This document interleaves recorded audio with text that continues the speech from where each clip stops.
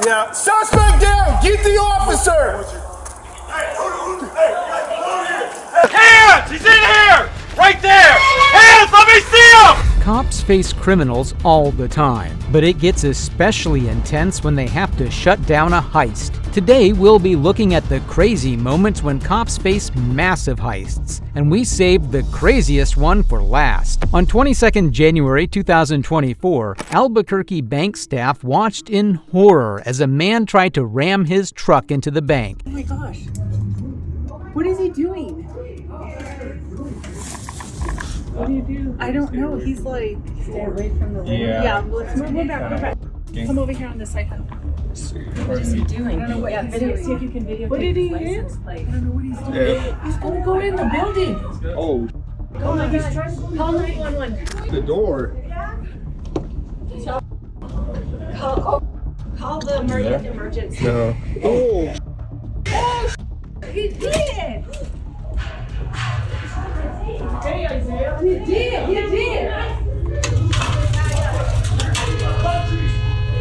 Call the FBI! Please! Oh my God! Okay, get back. Oh my God.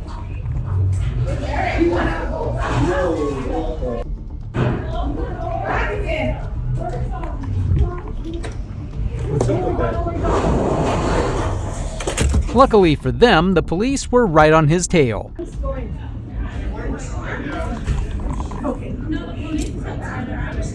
police are coming with their guns. He's like... Stay away from the road. Yeah, let's move back. Albuquerque Police Department!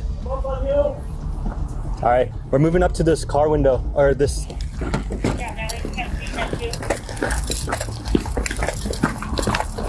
Alright, I'm checking here. Look forward.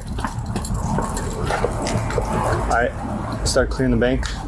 Let's wait for him, Inside? No, he went outside the door, right here. Can I move my car? Right there, fuck this entire car.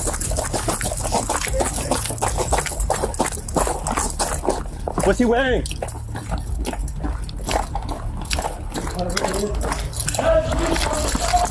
Albuquerque Police!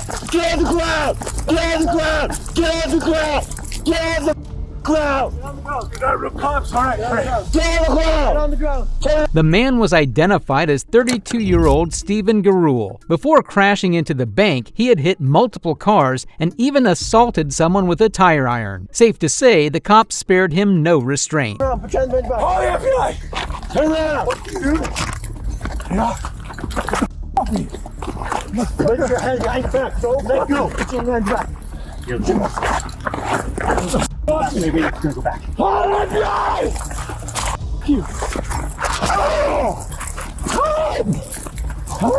Let go! Let go of the vest! Let go! Call the FBI! Let go! Let go of the vest! Call the FBI. Get through there!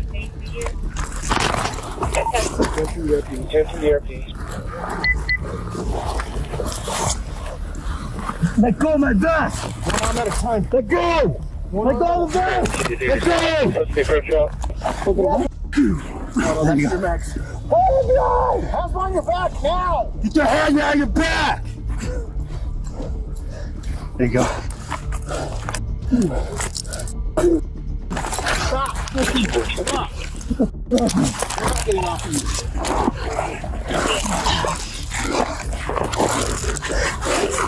Let go!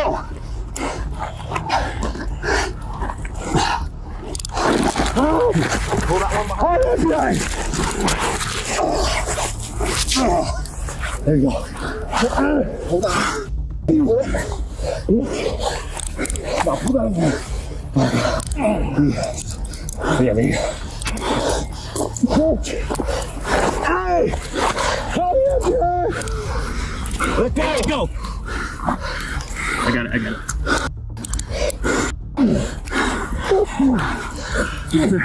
Knock it off.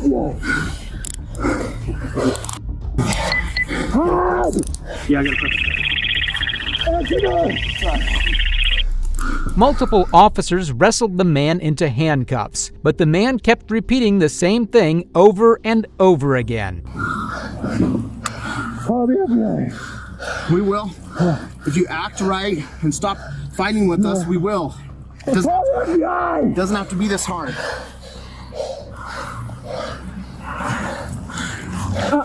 Chill. Hey, bro. Knock it off. No, mother. Fucking mother. Knock it off. Knock it off. Stop resisting. Stop. We have to do this because the way Okay, you're I'll acting. stop. If All right, you no, don't stop, no. listen. It's just a leg restraint. Calm down. Stop resisting. Stop. The cops finally had him fully restrained by tying up his legs as well. That's when he started accusing the cops of something else. Gonna get you some help, all right? Oh, why are you kicking me? No one's kicking you. No one's kicking you. He's kicking me. No one's kicking you, dude. Kick me. No, just relax. He kicked me. No one kicked you. How? Our body cams are going, bro. Everything's being recorded. How? Call the FBI. Call your boss. Our boss is here. That is our boss right there. No. You need to call the Call your FBI. boss. It's a lie. They're robbing the bank. What's your name, buddy? He's not. What's your name? Gerald Jones. Darrell Jones? Darrell Jones. When's your birthday? We don't want to Oh, is it? you. Darrell okay? Jones? So just relax, okay? Just lay there and relax. Nobody's hurting you. Okay. We have an ambulance on its way. Eventually, they were able to take Stephen to jail. He was charged with aggravated battery, burglary, and robbery, among other charges. Just take a look at the damage he did. In the next case, we had a burglar who tried to hide in a not-so-obvious place. On November 15, 2017, police pursued a bank robber in the Lyndhurst area. Right here, right here, right here. Hands! He's in here! Right there! Hands! Let me see him! Get your hands out! Hands out! Show me your hands! Show me your hands! Right now! Eric, ready? Show me your hands! You're gonna get bit! Don't take the dog in! Let me see your hands! Drop the phone! Drop the phone! Stand up! Now! With your hands up! Now! Get up! Now! Now! Now! Now! You're gonna get bit! Don't let him bite me! You're gonna get bit! Sit down on the ground! You're gonna get bit! Sword! Yeah, sword! No! Hey, Talk right now. hey, that's him. That's the one I saw running. That's the one I saw running. Hi, Patrolman Patterson. I'm the reason you got caught. Boy!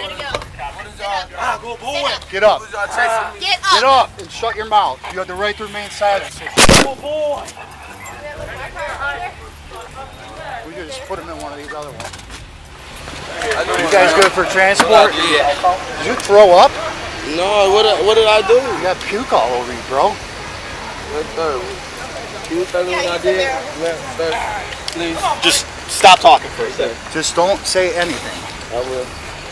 But you're the guy I saw running, dude. You saw me. Yeah, I saw you running too. And you're on my car camera, buddy. Look, I got a question. And you're on my car You camera. know, I ride arrest y'all. You want me Right to to tell you remain why I silent. Anything you say can and will be used against you. We already know. I didn't know. Can I tell you what happened? What just happened to me? Be quiet. Be quiet. Can I tell you what just happened to me? Stop So, talking. You'll have your chance to talk. The police officer was kind enough to advise the young man to keep quiet, as anything he says would be used against him. The man was charged for theft and evading police. So far, the cases have been non-violent, but this next one gets really intense as the police prepare themselves to lay siege on a bank where robbers barricaded themselves inside. On Monday, April 10, 2023, Louisville Metro police officers were dispatched to an active bank robbery in Kentucky. Pull up. Go. Stop right here. Back up. Get me up here. Stop right there. Stop. Open the trunk.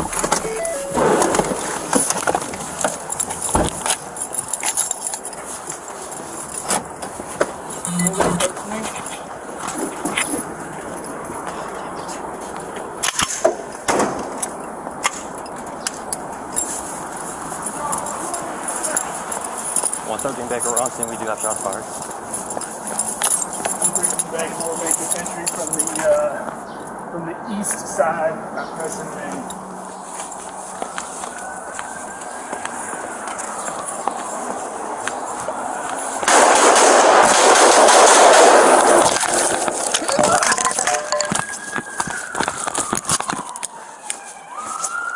Officer.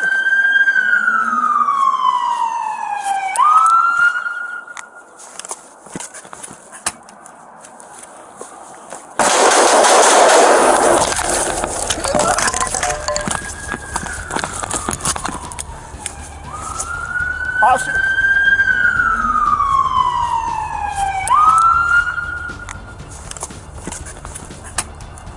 By the time the officers arrived at the scene, the shooter had already killed victims inside the bank. The shooter, identified as 25-year-old Connor Sturgeon, was a bank employee. While looking at officers, the suspect broke out a glass window, which gave the officer an angle to take him down. He's straight through these windows, right towards the officer. We need to be able to plate somehow to be able to get there and pull him down from the stairs.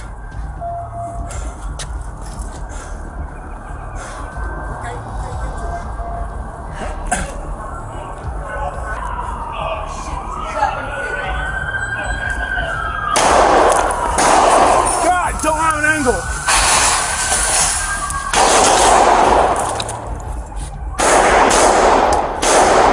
I think I got him down. I think he's down. Yank the lifter off now. Yank him down the stairs.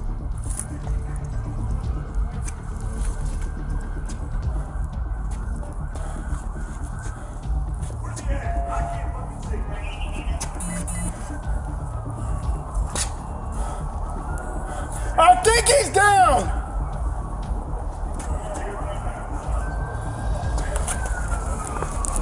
Move it. Yeah, suspect down. Get the officer. Hey, he's fired from inside here. Huh? He was fired from inside there. I know. He's down. Get the officer.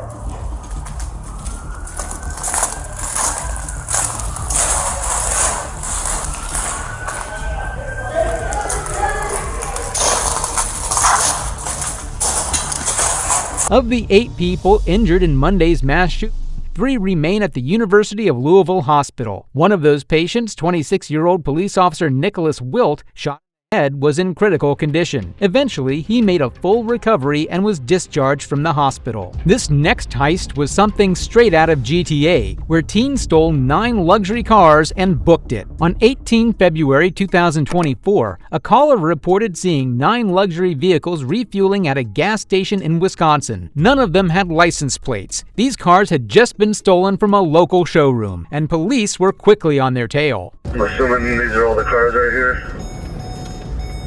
Yeah, East Concrete Field from 108, luxury vehicle convoy. They're moving pretty good. We're all getting on the freeway to go south. Doug, I'll call Patches at station. We're chasing like 5 luxury vehicles, high-end vehicles, white SUVs, 2 of them. We're getting 894 southbound, coming up on Lincoln. One of them's Adam John Henry 4037. Adam John Henry 4037. I'm sticking with that one. It's a white Range Rover. Southbound on the freeway.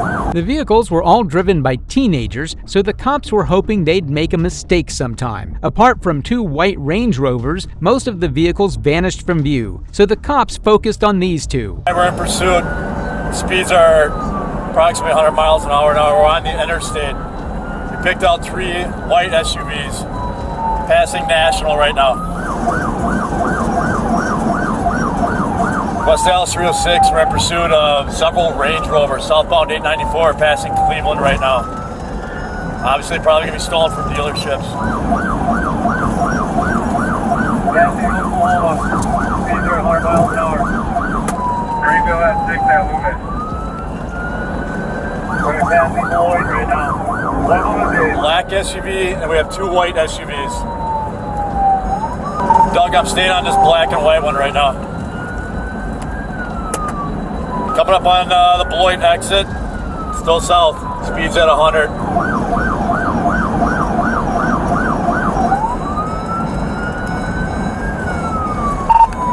We're veering to the east. There was a stick deployment. Were you successful? A second set of spike strips were deployed, and this time they successfully hit the tires of one of the Range Rovers, and the damage started to show. Looks like one of them hit a stick. Someone threw some sticks there. Sheriff has sticks.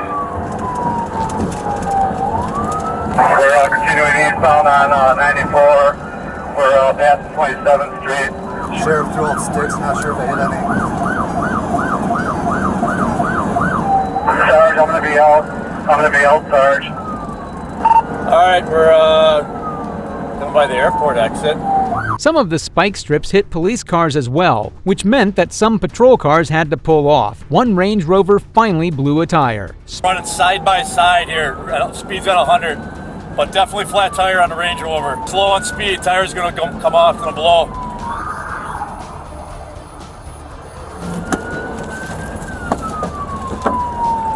Alright, this Range Rover lost all its rubber.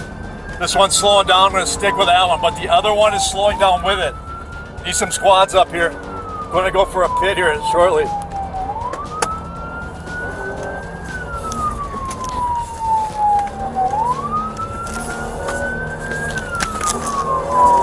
They're gonna bail.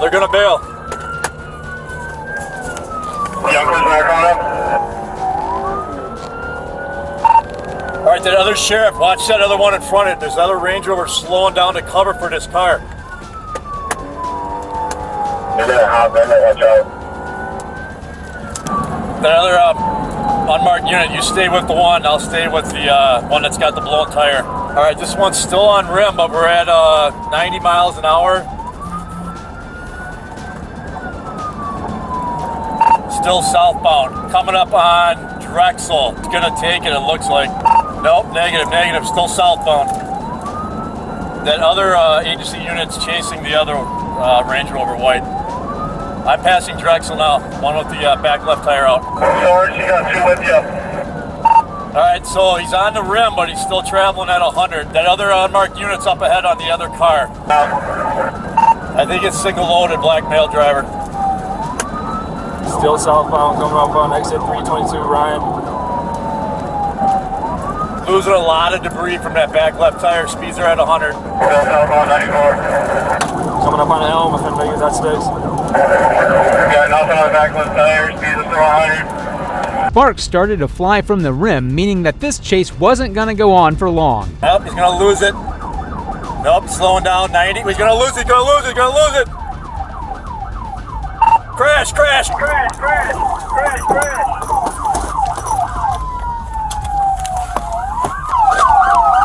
Show me your f***ing hands! Hands up! Hands up! Get out of the f***ing car! I will f***ing shoot you! I will f***ing shoot you! Move! Get a window break! Window break! Show me your f***ing hands! Don't you f***ing move! Don't f***ing move! Let me see your f***ing hands! Give your hands up! Give your hands up! Cover me! Cover me! Ray! Cover me! Cover me! Move! Cover! Cover! Let me see your f***ing hands! Get out! Get out! He's out!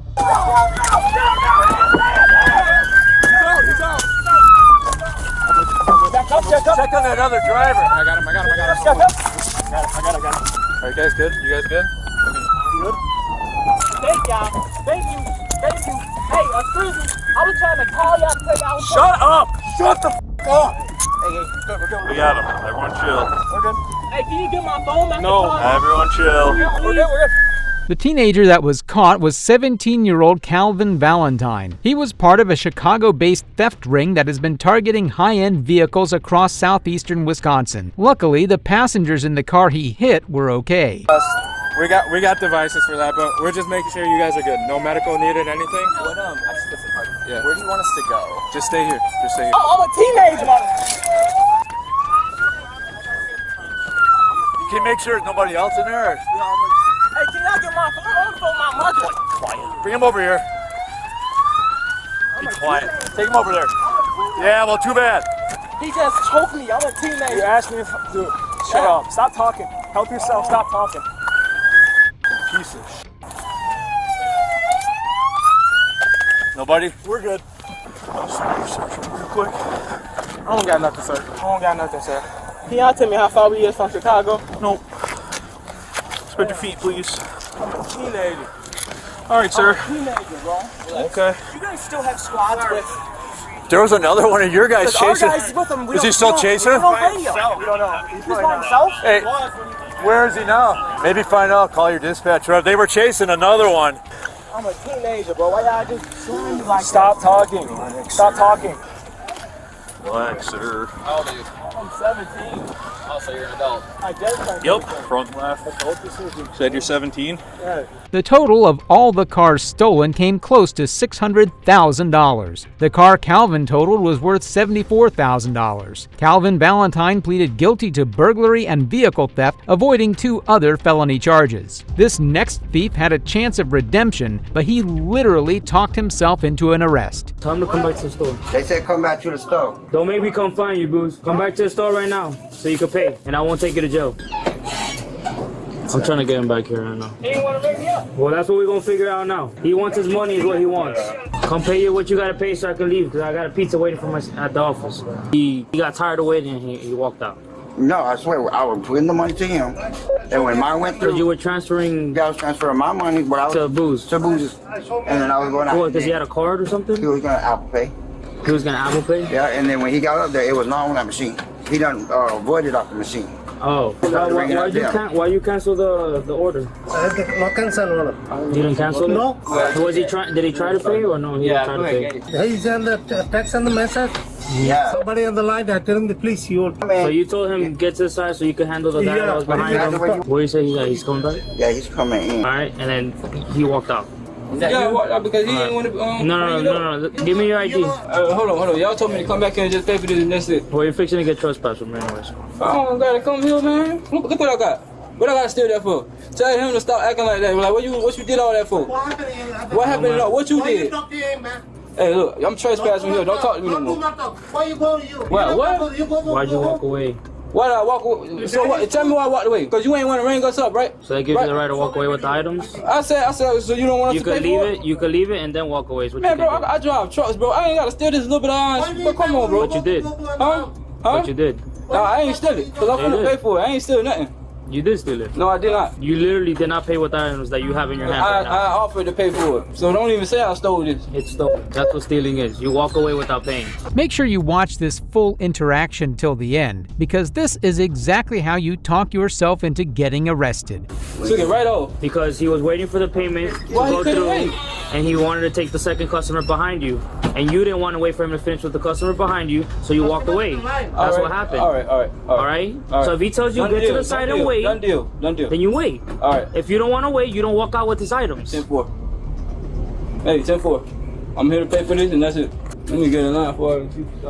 What kind of pieces you got? Pepperoni. Yo, let me tell you something. You keep running your mouth, I'm gonna put your handcuffs and I'm gonna throw you in the back of my car and I'll take over this. Alright? You told me if I come back, you ain't gonna take me to jail. Yeah, I'm being a man of my word. That doesn't mean I can't take it back and put you in cuffs. So stop talking. You already passed all points of sale one time, right? Huh? Did you already pass all points of sale one time? Yeah, he did. Try to pay for it to go. I don't know what's going on. Okay, well keep talking, then we're gonna take you. Then they can pick you up at the jail, pay your bond and everything else. Don't point at me. I'm not trying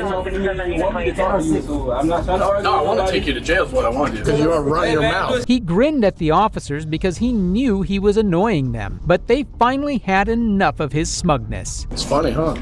Bro, that's funny. Keep working at me. Let's go to jail. No, you're going. Let's go. You're going. You're going. You already passed all points of sale.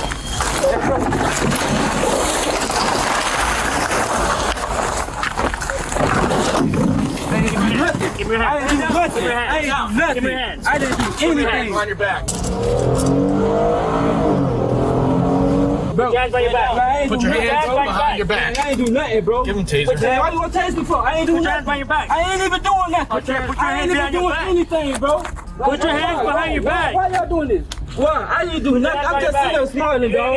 I'm coming on, bro. Put your hands behind your back. Man, no, do bro. it, man. There you go. Come on, bro. Wow, come on, bro. Put your hands behind your back. Oh, come on, don't move, man, bro. Come on, man. What y'all doing this for? Come on, man. Why? Tell me why, bro. Because you passed. Tell me why, bro. I ain't even do anything. Come on, man. I ain't do nothing, bro. I ain't even do anything, dog. I ain't do anything, man. Get him up. Smiling, man. Pulling my hat, my head, and everything. Come on, Yep, bro. go to jail. You just wouldn't do that. That's not good. That's not good. That's not good. Don't steal. Don't steal. Oh, really? You gonna pass all points stale? Are you serious? I was here. Okay, yeah, and you walked out. Did he pay? No. So shut your mouth. How you gonna tell me this? Shut your mouth. How you gonna tell me that? I have rights. He was a thief with attitude, and that got him the short end of the stick. The officers then report to their superiors and check for damages. Come on, dog. I can't smile. That wasn't right, bro. What's his name? Right here, Sergeant Kenny. Get in the car. God bless you, bro. Yep, you too. God bless you, man. Man, no, you was dumb.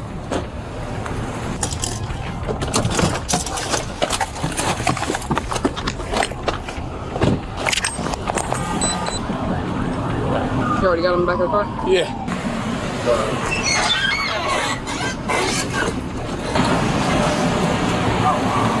You're about to be trespassed too. Keep walking, George.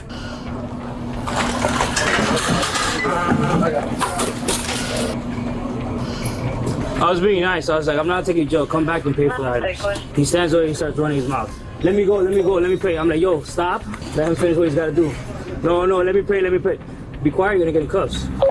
Kept walking. Run his mouth. I don't even know how to pick this up. Bro, I was being nice. I told him, come back. I'm not gonna take a joke anyways. It's to keep CPD's restriction. I'm like, I just want you to bring the items back and pay for it. He kept running his mouth. What an idiot. I literally told him, I'm like, dude, I don't want to deal with this. I have a pizza waiting for me back at the office. I literally said that. I was like, be quiet. Just pay for your stuff and stop running your mouth.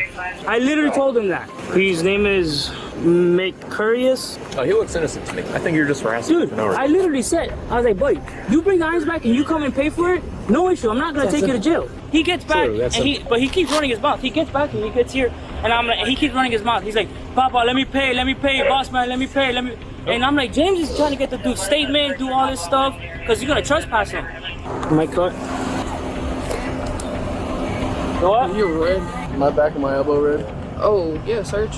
That's yeah, you got cut. That's gonna bruise nice. You got a bruise too, yeah. That's perfect. Yeah. That looks so weird. What'd you do, hit the shelf?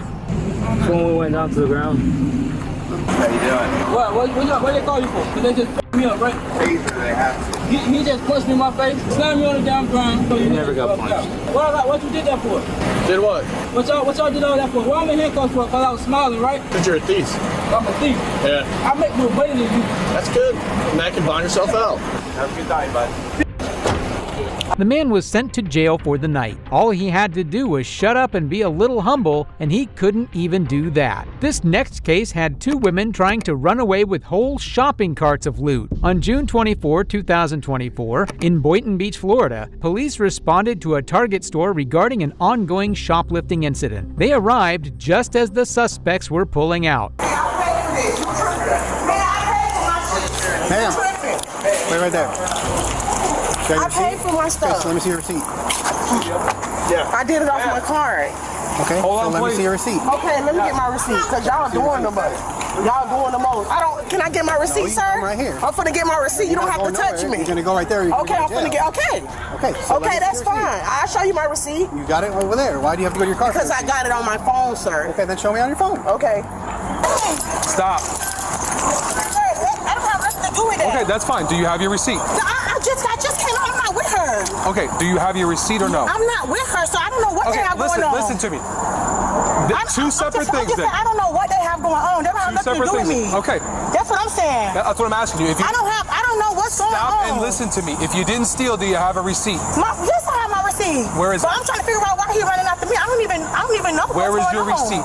It's in my purse, but I don't even know them. Let me have your receipt then. I'll get you out of here in 10 seconds. But why I gotta show my receipt? I don't even know Let me have your receipt. Okay, give me a second. I'll give it to you. What the hell? Stop. I'm gonna give it to you, sir. Stop and give me the receipt right here. Can you chill out? I'm gonna give it to you. This woman was about to make her situation 10 times worse. Cop 5, give us traffic. Stop. I'm gonna give it to you, sir. Get down. You have to do that. Get down. You have to do that. I'm telling you, I'm gonna give it to you. I'm gonna give y'all the receipt. Shut up about the receipt. That time has passed. I asked you for it. Yeah, I was trying to give it to you. Sir, you can get your knee out my back. I'm gonna give you the receipt, sir. I don't know where this one started fighting with me and took off. No, I was gonna give you the receipt and you grabbed me. I don't know where the other one is.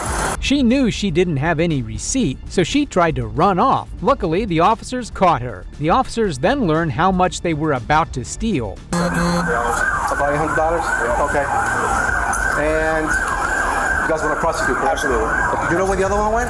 She took off when she started running, so she went off. Which way? West side. But do you know if she went out? No confirmation though. No. I'll tell you, I almost hit that one when she ran through. 6-1. I'll send up with the LPO. It's going to be about $800 worth of items. Black Ultima.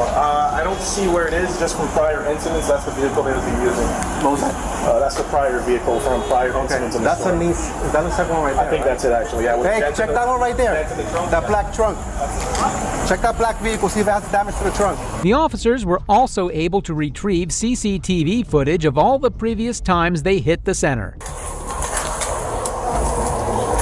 That's the one that's missing. No, that's the one I fought with. Oh, wait, no. No. I'm sorry, you're right. Did you see which way she went after we went after the other girl? She went west side, but I wasn't paying attention to her. I was watching you guys chase her down. Okay. Well, my trainee chased her down.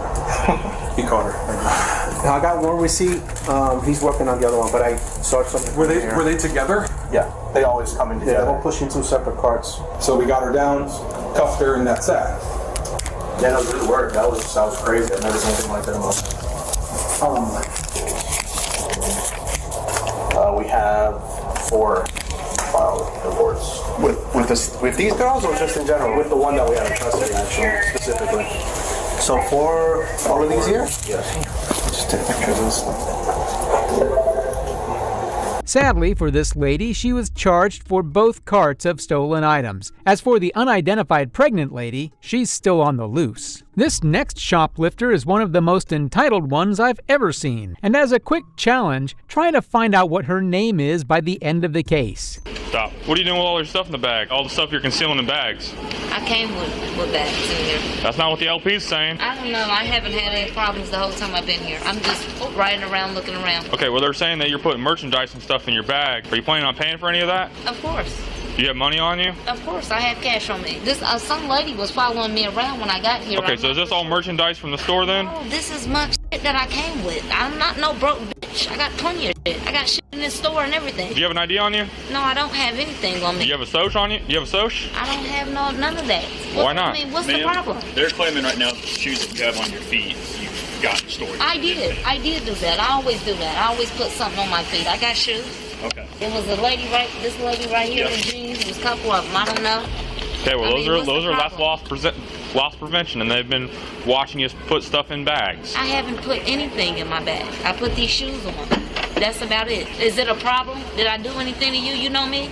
I don't know you yet. Okay, that's what I'm saying. I don't have anything. I mean, I don't have my information on me, but everybody knows who I am. I mean, I don't know who you are. I don't know what the stalking is about. I don't know what the problem is about. I'm not no disrespectful person. Yes, I do change my motherfucking shoes. Now, they're saying you also put merchandise underneath your shirt. Do you have anything on you? I don't have nothing on me.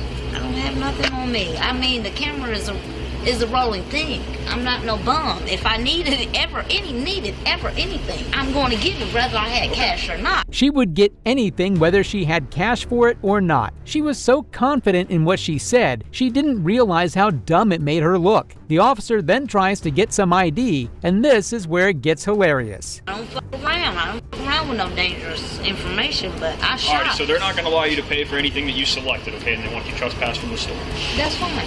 Okay, so what's your information? I need your SOCH. My name is Stephanie Smith. I don't know my social. I don't go by my social. Alright, so you have a pair of shoes you can put on?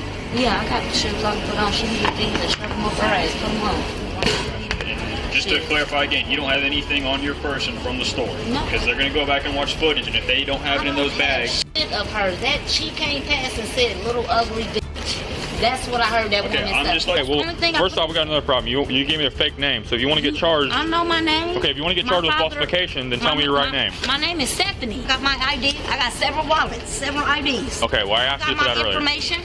Michelle Austin. I know my name. I got several names. I don't just have one name. I have several names, sir. I don't have to lie about shit. All right, we heard you the first couple of times. I can give you all my information. I don't have an ID. I have my information, my birth certificate. She lied about her name, now she was lying about her ID. Like a game of guess who, she then proceeds to give the officers even more names. I'm not my fake name. I know my name. I can give you 20 names. All of them is mine.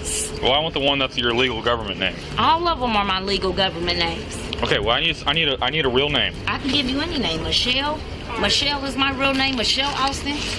Lisa Simpson. That's mine. That's mine. You can look on camera. That's mine. I didn't put that in my bag. That's mine. That's mine. Look on camera. I already gave you, which I gave you. My family. You can call my 152. We'll have one detained. Can you give me that? Once they confirm it's not stolen, you can have it back. Get the shirt and get my bow. Huh? Can you get my shirt and get my bow? Can you get that bow for me? Can you give me your real name? I just told you. Ma'am, we're really not trying to give you a hard time. I know my real motherfucking name. I'm on TV. I don't have no reason to lie. Okay. I know my real name. Whatever legal I documentation can give you Mark Simpson, Lisa Simpson. I know all my motherfucking names. Okay, well, you had stolen goods in the other one. She got my bow in her hand. Okay, Get my bow. You just had a stolen shirt on, okay, first of all. So It don't matter. She's not keeping that bow. If it's yours, we'll give it back to you. They're confirming on the... Do you have an ID? No, I don't carry ID. Is that the problem? Yes, because we need to identify... It doesn't matter. I got my own shit. What is your legal name? I just told you. Is you jealous of it? You told us 20 different names. I know my name. I got 20 different names. I got 100 different names. On your birth certificate. I don't have 20 names on a my legal name on my birth. Yes, I do. I know my birth names. I'm telling you, you don't. You keep lying to us. You say you don't have anything on you. Is you jealous of me? I know my information.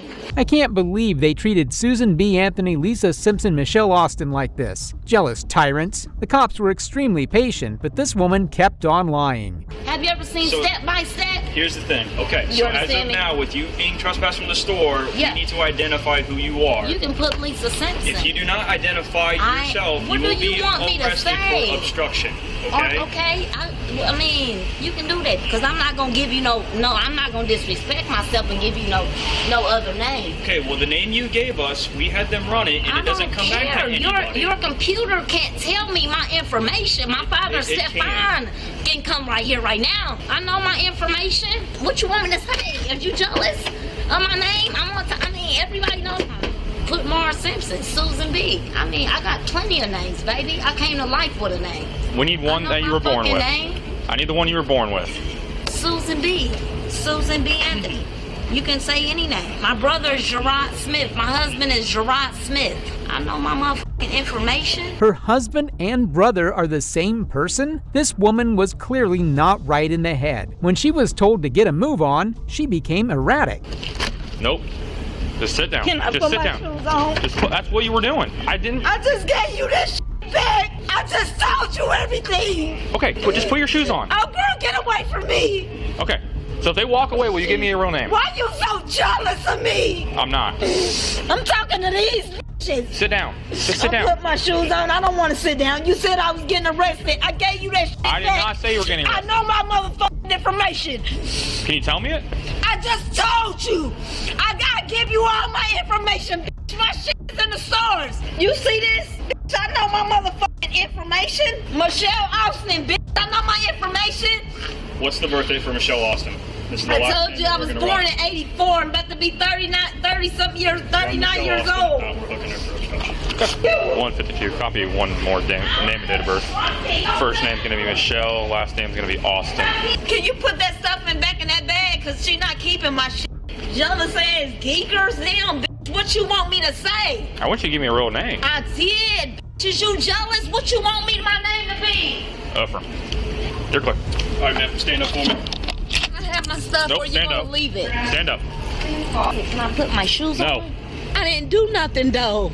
Yes, you did. I just want to put my shoes on. Put your hands behind your back. Okay, can I please put my shoes on first? Put your shoes on once you're handcuffed. Stand up. So what, I gotta walk out here with no shoes on? Put your shoes on we take you outside. I cooperated with you. Can I just please put my shoes on first? Stand up. This was the worst test of patience for this officer. The woman needed to have a psych analysis more than anything. It was an ordeal just getting her to the patrol car. I should have just punched this bitch in his face. You want another charge? He is jealous of me. When I get down to this jail, I'm gonna have my people smack the f*** out of you. I wanna smack the f*** out of y'all. Don't mace me. Get this mace out my pocket, matter of fact. Can you get the mace out my pocket? We're going to. Pat her down real quick. Pat me down for what? I didn't do shit. Going to jail. For what? For what? Don't assault me. Don't assault me, bitch.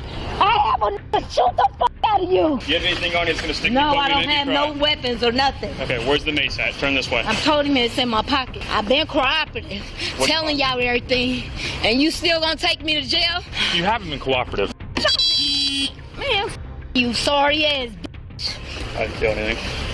Bitch, I don't know you shit. It's right here. Yeah. Put my shoes on, please. Get in the car. Get in the car. Right. Can I ask you something? What? Why am I going to jail? So you can't tell me your real name. I did tell you my information. Sit down. But I did, sir. Go in the car. I did, though. Can you get my bags? Sit down. Why can't I have my bags? Well, get your stuff. Sit down.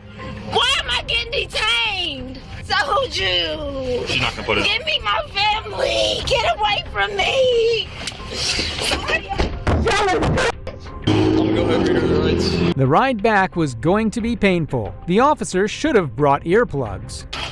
Just to spit on you in your motherfucking face. Break your motherfucking nose, bitch.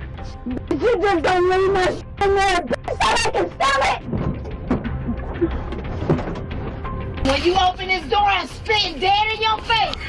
I don't believe in jail or none of that, my I don't believe in jail. She's Jane Doe at this point, so she might have stuff in her pants, stolen merchandise, we don't know yet. We didn't have a female to get up.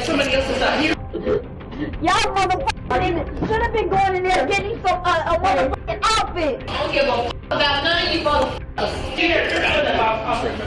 The woman was arrested for disorderly conduct and obstructing official business. In all honesty, hopefully she gets the help she needs. This next sheriff was not a shoplifter, but he was one entitled corrupt cop. Your speech is a little bit slurred. All right, I can smell it coming off your breath. I can see the redness in your eyes. And we ain't got time for all this. We pulled him out, his shirts get ripped, and he had to get slammed to the car. It's not against the law to drink and drive. How do you bring down a criminal when that criminal is your partner? This is the shocking reality some good cops face, just like this first cop who had to arrest the sheriff. On 21 September 2024, the Gaming Enforcement Unit at MGM Springfield was investigating a vehicle parked in the valet area with its right front tire missing and damage to the wheel. Moments later, Sheriff Kochi, the owner of the vehicle, arrived. How you doing, Sheriff? Good, very good. Good. Hi, Lieutenant Corey Mackey. What's that? Who's busting what? Gonna change his tire. Okay. Just to let you know, we came down to this. Yeah. We are recording, just so you know. Yeah. What happened? I was coming around the corner, I popped the tire. Do you know where? We're trying to, right we were here. looking to see where you were in the casino and everything, and it's all good. It's all good? Change the tire. Okay. Okay. All right, the problem is, hang on for a second. Were you the one driving it? No. You weren't driving it? No. Okay. Who was driving you? A friend of mine. A friend of yours? He's in the casino now? Yeah. Okay. We'll see that too. All right. But I need you to stay here for a second. All right. Sir, none of us wants to be involved in this. All right. But I can smell alcohol coming from your breath. I've got this right here. Yeah. Everything's on camera. I got to take it by the numbers. Change the tire. I got to take it by the numbers. We're going to review. If your friend in there was driving, as you say, we'll see that on the camera. I can go talk to him. Everything will be good. All right? Seriously?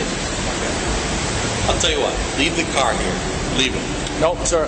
Sir, I'm going to ask you to stay here. Stay put. All right? Why? Till we figure this out. Because based on what I'm seeing here and smelling alcohol in your breath, I'm going to have to do an investigation through this, okay? Okay. All right? And if everything is fine, you know, if it determines that there's no... Change the tire. No, he's not changing the tire right now. Let me tell you Absolutely something. not. He can change the tire. He's not changing the tire yet. Yeah. Okay. Want to go down the road, huh? Okay. I want to take everything right by the number. Okay. You might be wondering what the Hampton County Sheriff was doing at the casino in the first place. Well, with an annual income of $191,000, he had to blow it off somewhere, but Coachy was getting a little irritated now. By the numbers and by the book, sir. That's what we do. That's correct. Yeah. All right. And if at the end of it everything is good. Stop turning towards me. Oh, sir, just stand over here for me, all right? Please. I'm going to go back in the fucking... No, you're not going back in the casino. All right, sir. Sir, I understand you are the sheriff. I respect that immensely. But right now I'm conducting an investigation, okay? I need you to stay here and follow the directions, 100%. okay? All right? You can't pop the tire, huh? What's that? You can't pop a tire. You're not going to be able to put a tire on that rim anyways. That rim is completely and utterly destroyed. I got my guy. Okay, sir. Okay. Where, do you know where you ran something over? Where was it? Right up on the corner. And I took the turn. Took the turn into here? Yeah. Okay. There looks like there's a plant on there. Was there a plant that... Might have been. Might have been? I don't know. But that's where it was? So the remnants of the tires should be down that way? You don't know? I have no idea. Okay. Can I ask you where you're coming from today? Springfield Country Club. Springfield Country Club? Yeah. All right. The golf tournament? No. No, we're just there. Was there playing golf? We're there playing golf. Okay. Yeah.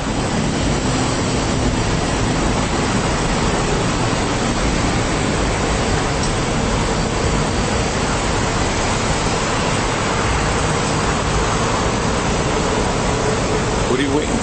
I'm waiting for another one of my supervisors so we can have two people here, okay? Good. All right? That way everything's recorded, everything's inspected, everything's going to be nice and easy, okay, sir? It's all good. All right?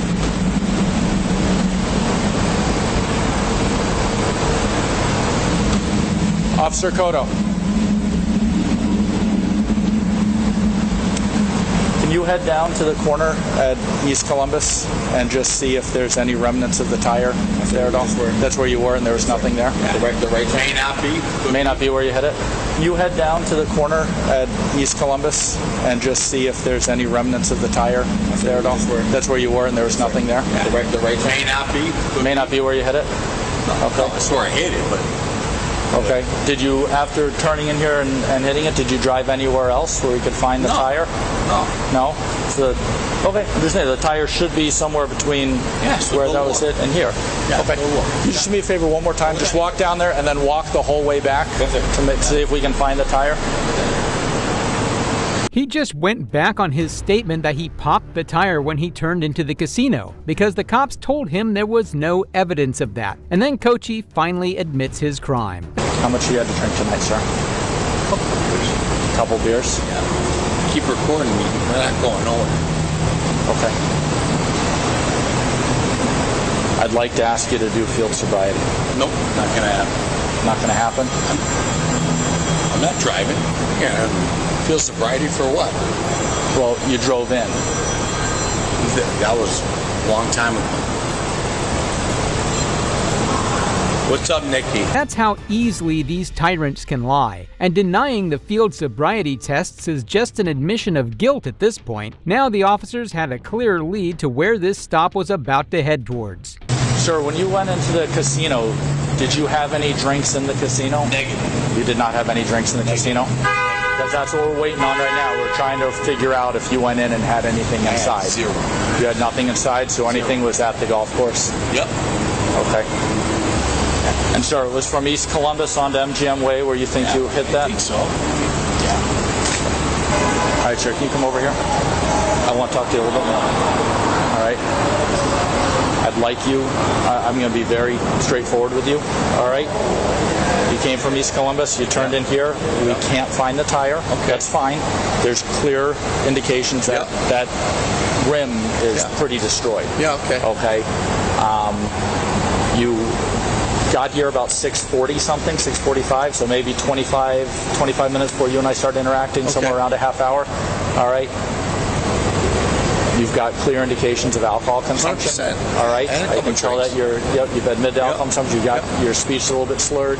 All right. I can smell it coming off your breath. I can see the redness in your eyes. Based on the officer's observations and review of the video from the casino, Kochi was placed under arrest for allegedly operating a motor vehicle under the influence of intoxicating liquor. But the law was still lenient with him. He'll be on probation for a year, lose his driver's license for 45 days, and be required to complete a driver alcohol education program, all while remaining in his full capacity as sheriff. So he keeps getting paid $191,000 a year. Instead of stealing items, these next kids stole the lives of innocent people. Both Davion and Dominic are deceased. Oh God! Yeah. Oh God! Where's the knife? Sorry, Dad. I'm sorry. I don't know what to I'm so sorry, Mom. I'm sorry. Progress in Alameda, car into a building. 2 are deceased in the vehicle. Daughter's driving. Who died? The worst thing parents would want to hear is that their child is a killer. And what's even worse is when they have to defend their actions in court. I'm hearing an awful lot about your daughter. I'm not hearing very much about the 2 dead people. However, in this first case, this mom lost 2 kids in one night. January 2023 at midnight, Tulsa police received a call from a distraught mother. She told police that her own 12-year-old daughter had ended the life of her 10-year-old son. I'm so sorry. Come here. I'm so sorry. I'm so sorry. We're just gonna put handcuffs on just for now. I'm sorry. Just pull up my pants. Where's the knife? Sorry, Dad. I'm sorry. I don't know what to I'm so sorry, Mom. I'm sorry. Please. I'm so sorry. Julie, you better pray to God. I am sorry, Mom. I'm so sorry. I'm so sorry. How old are you? I'm 12 years old. Where's the knife? I was upstairs in my room and I threw it out the window and it's behind the apartment right here. You threw it where? I threw it out my window upstairs. Right up here? Not right there. It's the room. It's the other room. It's right behind the apartment. This apartment right here. So where would the knife be? On that side? Right behind. Yeah. I'm so fucking sorry, Mama. I'm so sorry. I don't know what happened. This is some demonic shit. I'm so sorry. What's your mom's name? What's your mom's name? I gotta go with him. I'm so sorry. I don't know what the happened. I don't know what happened. Come over here so we're out of the paramedics' way. I don't know what happened. I'm so sorry. Hey, what's your name? Seat for me. Sit crisscross on the grass, okay? Just sit there for a second. You don't have the knife on you, right? No, I swear I don't. I'm sorry. I don't. I'm sorry. I don't know what happened. The mother of the girl was sleeping when she woke her up to tell her what she had actually done. Paramedics scrambled to save the little boy, but they were too late. The officer then tried to accumulate evidence. Hey, how would I get to the knife? Is there the back side? I can show you. Okay. I'm so sorry. I'm so sorry. I really didn't want things to happen like this. This sucks. I'm so sorry. I'm probably gonna go to jail. I'm gonna live the rest of my life in prison. That's it right there? Yes. Okay. I'm sorry. I don't know what Do me a favor. We're gonna sit crisscross applesauce right here. Okay. Which one is it? This is when the officer discovers evidence of some deeply concerning mental issues the girl might have. Do you have any cuts on you? I do. Where at? On my arm. Which arm? Both of them. My left one is just small cuts. Did you cut yourself? Yes. Actually, I'm at my right arm. It just has the small cuts, and then my left one has. I'm sorry. I don't know what the fuck it is. Mom, and then fire and EMSA was. Hey, real quick, I'm gonna take you out of handcuffs and I'm gonna take your hoodie off, okay? That way we can see the cut that you have. Is it just those? Those look old. Are they old? This Oh, one those- and this yeah, one, those are a little- This one, those are old with like. Do you have any new? One that's brand new. This was brand That's new. from today? Yes. And it's so fucking With the good. same knife? Yes. Okay. Can you watch her for just a second? Watching her, yeah. Do what? What was that? Can you watch her for just a second so I can get in her glove? I got no glove. I'm so sorry. What's happening with her? I'm so sorry. What's gonna happen with her? I need to go to the hospital. I don't know yet. You don't know yet. You go with the hospital. We'll come and talk to you, okay? Whatever happens, just be calm, okay? I don't know what happened tonight. So sorry. We'll figure it out. I have to go be with your brother. Make sure he's okay. I don't know what the fuck I did. I'm so sorry. I love you. The girl's mother was in a very difficult situation. She didn't want to lose both of her children the same night, so she came back to comfort the girl. I can only imagine the pain she's going through. The cops tried their best to calm the girl down. Am I going to jail? You're not going anywhere right now. Will I be in jail? What was that? Will I be in jail? Right now, let's just, calm down a little, okay? I don't know what we're gonna do right now, alright? But right now, we're investigating. Okay. Take a deep breath, okay? I know there's a lot of things going on right now. Just take a breath. I don't know why I did it. Is my brother in the hospital? He's in the hospital right now, little lady. Yeah. Will he live? Pretty sure he will. There's the doctors. Doctors are all over there. We'll take care of him. Your mom's over there too. I'm so sorry. Is he just never gonna forgive me? It's okay. Take a breath. Just wanna wake up from this nightmare. He just turned 3 in October, but he goes to his dad's every week. He goes to his dad's every weekend, but we got a day early today. So we just went to his dad's house and She felt remorse for her actions, and as the state law goes, she needed to be at least 13 to be tried as an adult. So right now, she was taken to be interviewed by a female investigator. How was she on the way here? She was asleep. She was good. Does she know? No, she doesn't know. I'm not telling her anything yet. Okay. I'll let you do it. I understand. We're gonna go this way. Camera here. You can go. No, thanks. I'll take this guy. I'll bring it with us. We're gonna come over here. Your mom's here too. They just pulled in. Okay?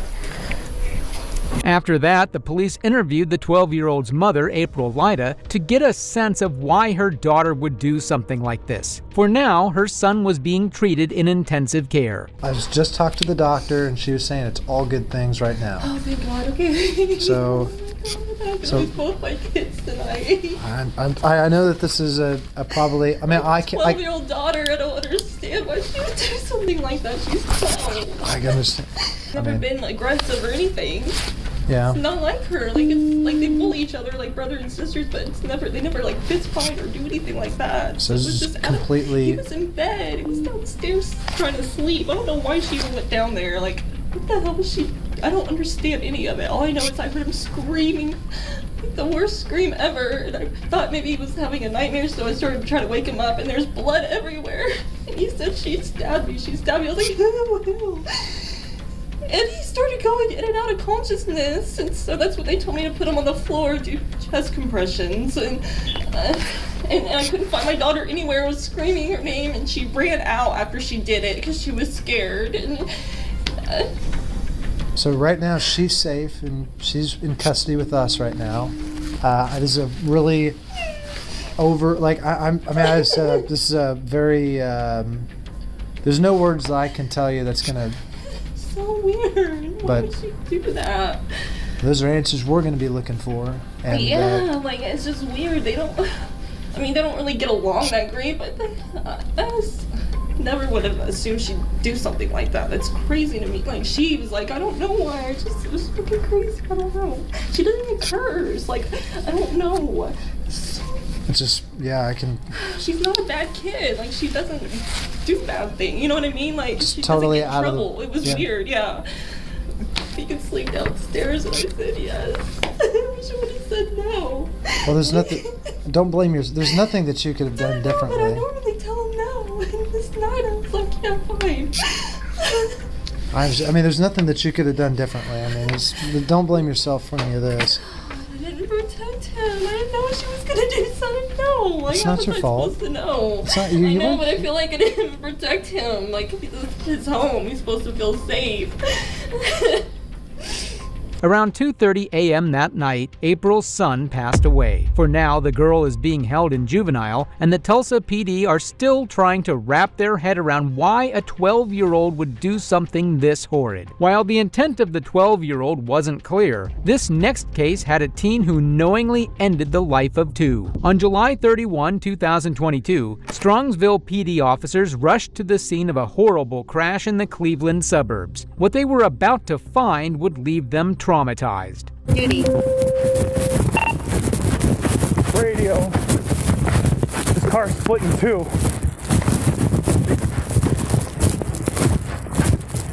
Radio, there's a occupant inside. Send us some squad now. We gotta bust the window out. Send us some more units. Any more units to progress now, Anita? Now! What are we doing? 31's one up. 60 on Westwood, on the 3 on Alameda. This is not a fresh accident either. She's been here for a while.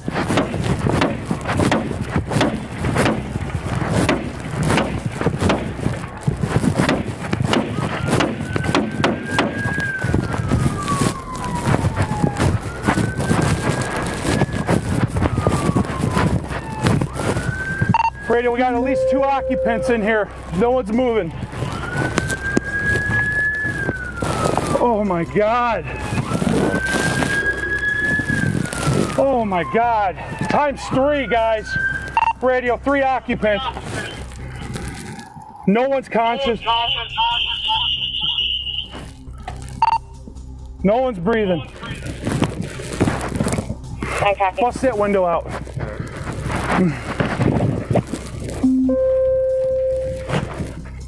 Rookie.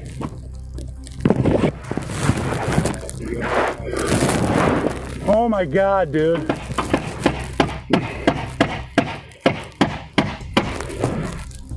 Who can hear my voice? Driver's radio. The driver is breathing unconscious. The driver was later identified as 17-year-old Mackenzie Sharilla, while the 2 passengers were 20-year-old Dominic Russo and 19-year-old Davian Flanagan. For now, the police desperately tried to save the girl. Holy shit, man. Not good, not good. Let me see your knife. Let's cut this thing out. This is bad, guys. Wait, she's alive. We got to get her out somehow. All right. Reach up and unlock the door.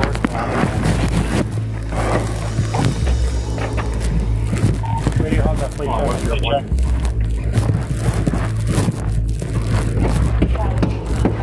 my God. It's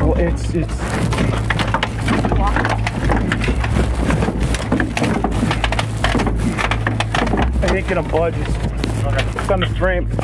Let's go around and see if we can get. Keep cutting. Doing good. Oh my God. Sarge, we're good to try to get her out? Oh, dude, I don't know if we can. No, just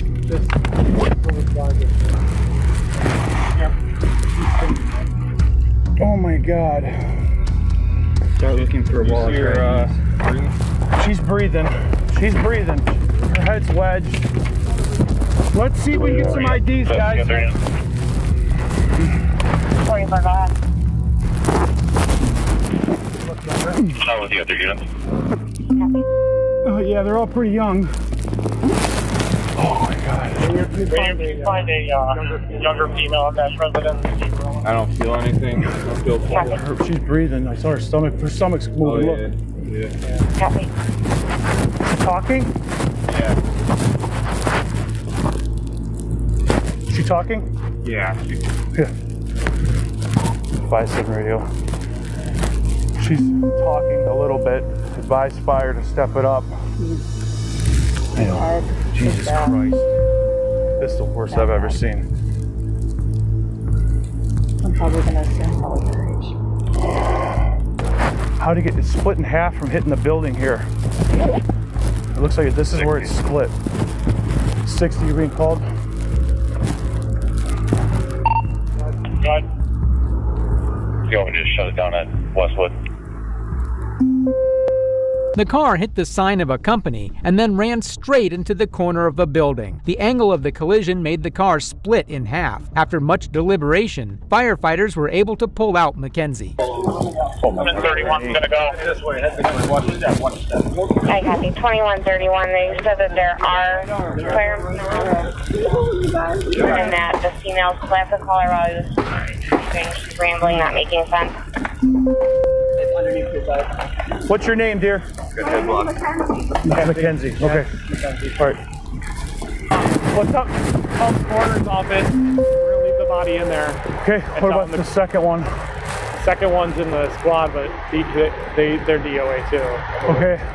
But we're gonna leave the body here. They asked me to take it or leave it. I said leave it, and then call me. We don't even know who that is yet, do we? We have no idea. Can I go talk to the female and get her info, or you want to go try talking to her? Yeah, I'll go try. Go get a first and last name for this guy. Is she that responsive or? Yes. Yeah. Before the bird leaves, I need a name for him. 31. 21. Phone up. I mean, god damn. Oh my god, you're in the car. I'm trying. I need to get this guy. All right, this is going to be another issue is notifications. That kid lives in Kelsey Lane in Strongsville. Yeah, he's a fucking Strongsville football player. He's a running back. What's his? Oh my god, heaven, he was close. Well, it was. I mean, not like in the past tense, but like graduating kind of thing. It was heartbreaking for the officers when they identified that the two deceased were aspiring athletes. Mackenzie was rescued and transported to the nearest hospital using a helicopter. For now, the officers had no idea that she was a ruthless monster. Police later recovered CCTV footage that showed the car traveled at 100 miles per hour before the crash.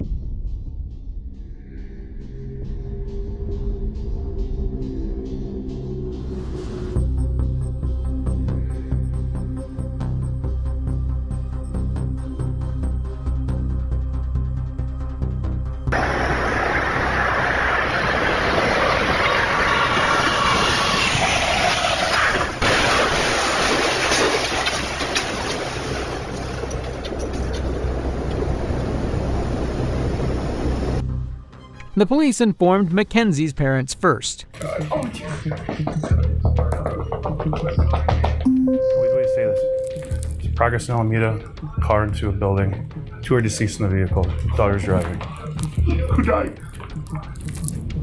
I don't know whether. There's one that we don't know. His name's Jacob. Does anyone know a Jacob? Dom? No. Stop. Let him talk. Guys, I know. We've been dealing with this. Your daughter's okay. She's talking to us. I talked to her. Okay? Your daughter's alive. Okay? Your daughter's alive. She was driving. Okay? Who's that? Jacob and who? I think it, what's the name you said? Dom. It might be. Oh my God. Stop. What's his relation to you? My boyfriend. Okay. Yeah, then Dom was in the car. Stop. What? Are you kidding me? Ma'am, it's... What? That's where we're at right now. What did she say? What happened? What? Mackenzie's didn't take it as hard as Dominic's mother.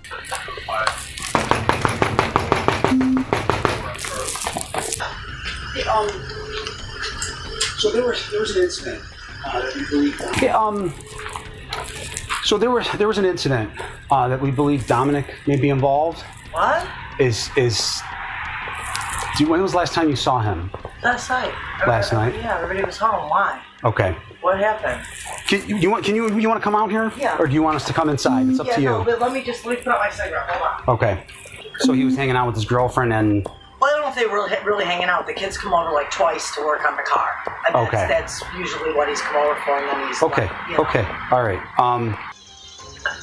Unfortunately, there was an accident, okay, involving Mackenzie, Davion, and who we believe is Dominic, is the third person. An accident? A car accident. Okay. Where? Last night. Wait. Just relax. Just hold on. Just stay seated. Just So stay wait. seated. Just hold on. Just listen. Yes, listen. take a deep breath. Christine, look at me. Take a deep breath. Yeah, just take a deep breath. Okay. Right now, all we know is that the driver, who was Mackenzie, is at Metro. Right. Okay. Hold on. So yeah, Just stay seated, please. Take your time. Please, There you just go. relax. Take a deep breath. That's Take all right. a deep breath. That's okay. You're good. Take your time. Take a deep breath. Okay. The other two passengers, like I said, was Davion and who we believe is Dominic. Okay. Okay. From what Mackenzie told us. Okay. Okay. Both Davion and Dominic are deceased. Oh, God. Yeah. Christine. Just sit down. Just sit down. Oh, my God. Krista's gonna come outside. That's okay. Christine. Yes, just take a deep breath. It's okay. Oh, my God. No. Christine, Just be Christine. best. Please. No, he can't be. What did she do? Christine. What did she do? It would be best. Oh, my God. Oh, my God. Is there somebody else we can call for you? Oh, my God. Oh, my God. Is there somebody we can call for you? Okay, wait. Okay. Oh, my God. Oh, my God. Wait. It's truly heartbreaking to watch. What's more messed up is that Dominic was in a toxic relationship with Mackenzie. He even recorded his interaction with her when she came to his house demanding he let her in. Dom, if you do not open, you think I'm joking. Like, I'm dead ass. What do you mean? You know it. That's exactly what I mean. You don't even know exactly what I mean. You're gonna come open this door right now, or there's gonna be a serious problem. Data from the black box received from her car and the evidence at the crime scene showed that the car was deliberately accelerated and not once was the brake applied. We get more details about Mackenzie's toxic behavior from their friend group. Mentioned that anytime Dom would kind of want to break up with her, she kind of would go crazy. Describe crazy, like what kind of crazy? Like, there is times where she called Dom and said, if you break up with me, I'm going to word for word. What do you think happened? I think, yeah, off of what I know and off my assumptions, Dom tried to break up with her multiple times, even in July. They kept not working out, whatever. They kept making back up. Kenzie's known to be the kind of person that she's let us know she will never let go of Dom, and if she has to let go of Dom, she will not go on living herself. She's pretty much let that be known. You're going 94 miles an hour, you don't have a very fast car to begin with, you were stomping that gas pretty much that whole entire time. There's no brake marks on the street at all. Even before the hit, you would think that some type of instinct would kick in and slam on the brakes, but to my knowledge, she went straight into it. To me, it seems like they were in a fight. I think that she took it upon herself to purposely crash into that wall. I think that he must have been trying to talk her down the whole time. They swerved off to the right at the end. I think he might have grabbed the wheel towards the end of it, maybe trying to spin him or something. Who knows? She could have been bear hugging it. I don't know. They're hitting bumps too. They're going 90. He could have not, I don't know what's going through his head, you know? What was she like as your girlfriend? She's kind of just like how you would explain any girls, really, you know what I'm saying? Like, they're all over the place in some ways, and they don't know what they want. She's like, oh, I love Dom so much, this and that, but he's mad at me for all of this, and I'm just like, well, yeah, why wouldn't he be me to just go stay with Dom, because I'm not gonna be with you no more after this. I'm cool with just keeping the friend group as friends because I don't want to mess up the friend group. I was like, I don't got no problems with you or anything like that. We can all still be friends. You need to go talk to Dom about your personal issues and stuff, because that's your relationship with him. High anymore and stuff like that, because how much he's close. I was basically I don't really have much with her relationship-wise because we didn't date that long, but like friend-wise, like she was crazy. Like our group chat, there was some days like we would all be getting ready for school, and she would be sitting there spam calling the group chat. She like mentally just not all there? I mean, Yeah, I don't think she's just mentally all there. Like I personally feel like she was trying to kill herself in that crash, and she failed on doing so, is what I feel like. And I feel like she had no regard for Davion, and I feel like they got in an argument, her and Dom, and she threatened to kill him. why did Dom put up with this? Do you know?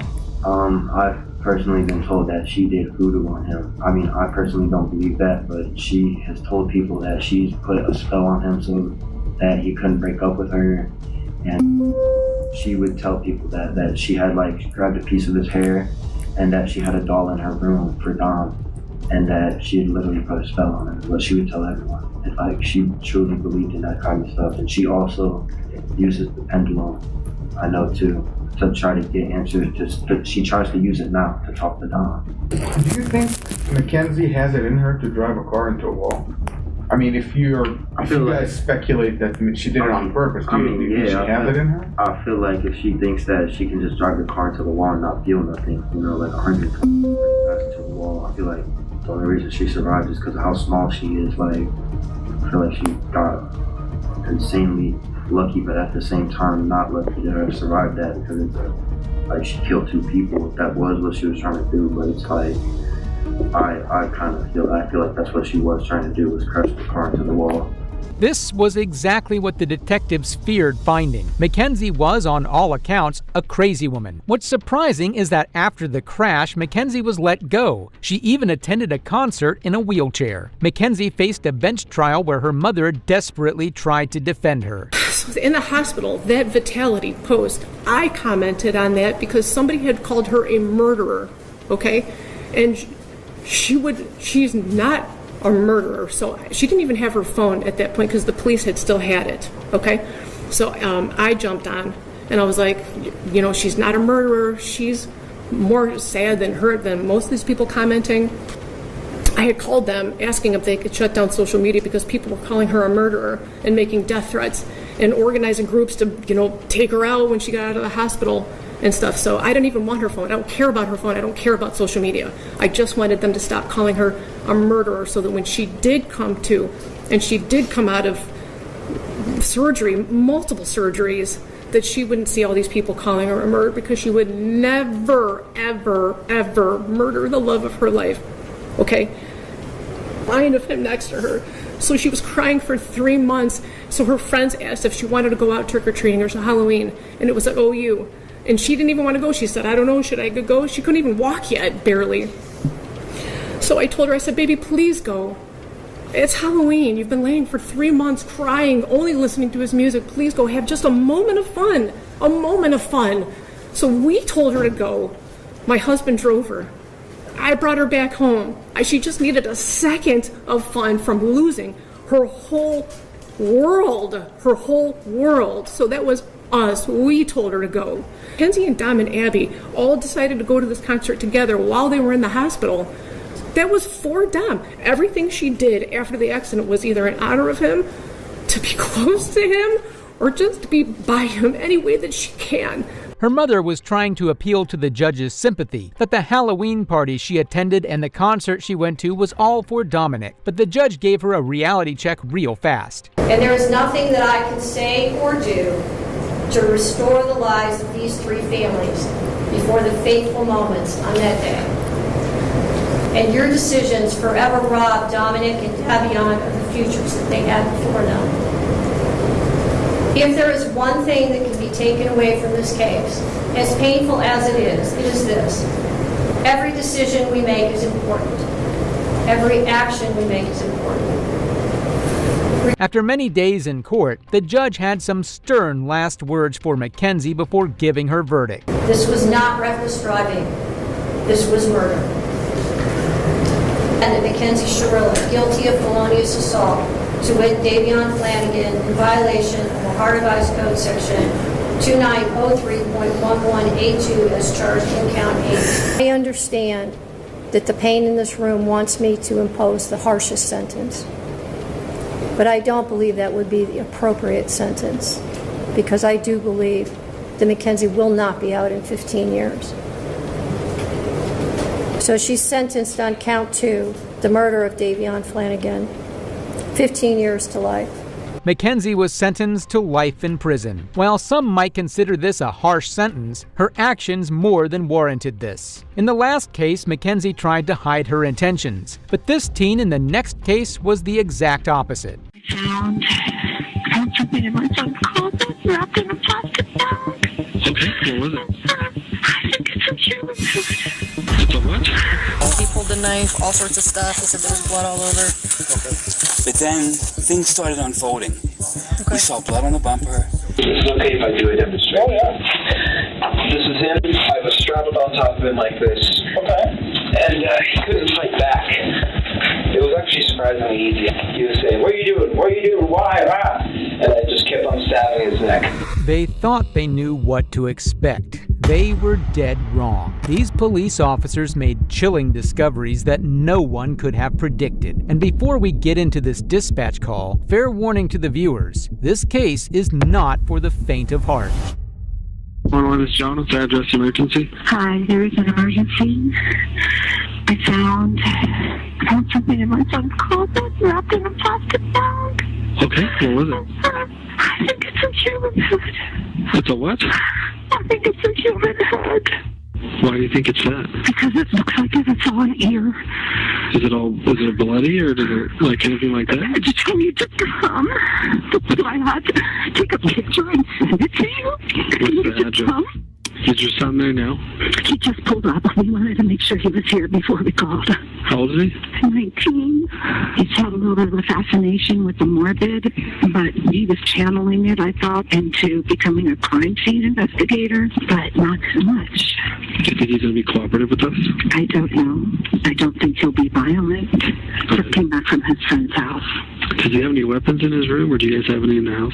I don't know. I think that he has a shotgun, but we can certainly remove it immediately before he gets in his room. He's out by the car now, so. Is the bag still in the closet? No, it's in my kitchen sink.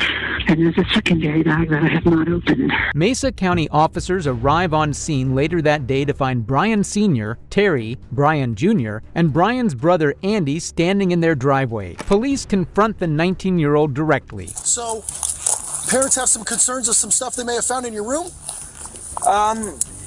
Yeah, I believe so. And what would it be?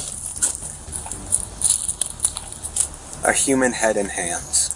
Like, for real human head and hands? Yes. From? That fellow who went missing recently. Which fellow was that? Warren Brown. Warren Brown? When did he go missing? The night of the 27th. The night of the 27th? Okay. And how did you end up with him? With what? Why would you have done that? I've always wondered what it felt like. Okay. Where did you do that at? Underneath the bridge. Which bridge? The one past. Okay. Near the weird intersection. Okay. Do you have anything on you that's gonna cut, poke, hurt, stick me anything without reaching for nothing? Don't reach for nothing. My phone and my wallet, that's okay. it. Well, I'm gonna have you face that way, put your hands on top of your head for me real quick. I just wanna make sure you interlace your fingers for me real quick, all right? Phone? Okay. How do you know this guy? They told me that was what was in the wallet. What do you mean that was? No, Brian, how did you come across this guy? How'd you come across the gentleman? I was driving. Uh-huh. And I saw a strange shape near the railway. Uh-huh. So I parked my car and investigated it. Okay. And I found it to be a man sleeping. Okay. Where's the knife at? It is in my sunken car. Well, it's in my car. I had that previously sunk. Okay. This is going to be an investment, and I'll take it from there. Okay. So, did that happen when you crashed your car? Or is that totally different? That's related, but a different event. Okay. How's it related? Well, when I killed him, I tried disposing of his body by putting it in the river. But I parked too low in the river. Where's the rest of his body at? Huh? Where's the rest of the body at? What parts? The body, Brian. Where's his body? Down the river. Okay. I'm gonna have you walk over here. You're gonna sit in the back of my my partner's patrol car for a minute, okay? Not yet. He didn't even try to hide it. Surprisingly, Brian Cohey did not resist and was unsettlingly cooperative with the police. In a small slip of the tongue, Brian reveals his true nature. You said your name is Brian? I'm not feeling too well. You're not feeling too well? All right. No, these past few days I've been very, very anxious. That's understandable. So what we're going to have you do here is I'm just going to have you sit in the back here, okay? I'm going to turn on the air for you in a second. That way you're not too hot. Are you a hot-blooded or cold-blooded kind of guy? I am very cold-blooded. I prefer cold. Well, no, actually, sorry, hot-blooded. Hot-blooded. So you prefer the cold. Okay, fantastic. All right. Now it was up to the deputy to actually verify what this cold-blooded killer was telling them. Can you walk me inside, please? Walk me off and just happen to be okay. Let me do it. You go inside. Well, let's stay out here with me for a minute. Let's sit down. Come on, sit down, baby. Can I go in there and verify here first? Oh, yeah, please. We haven't seen it. Yeah, we haven't okay. looked at it. It's under the towel in the sink. Okay. Yeah, and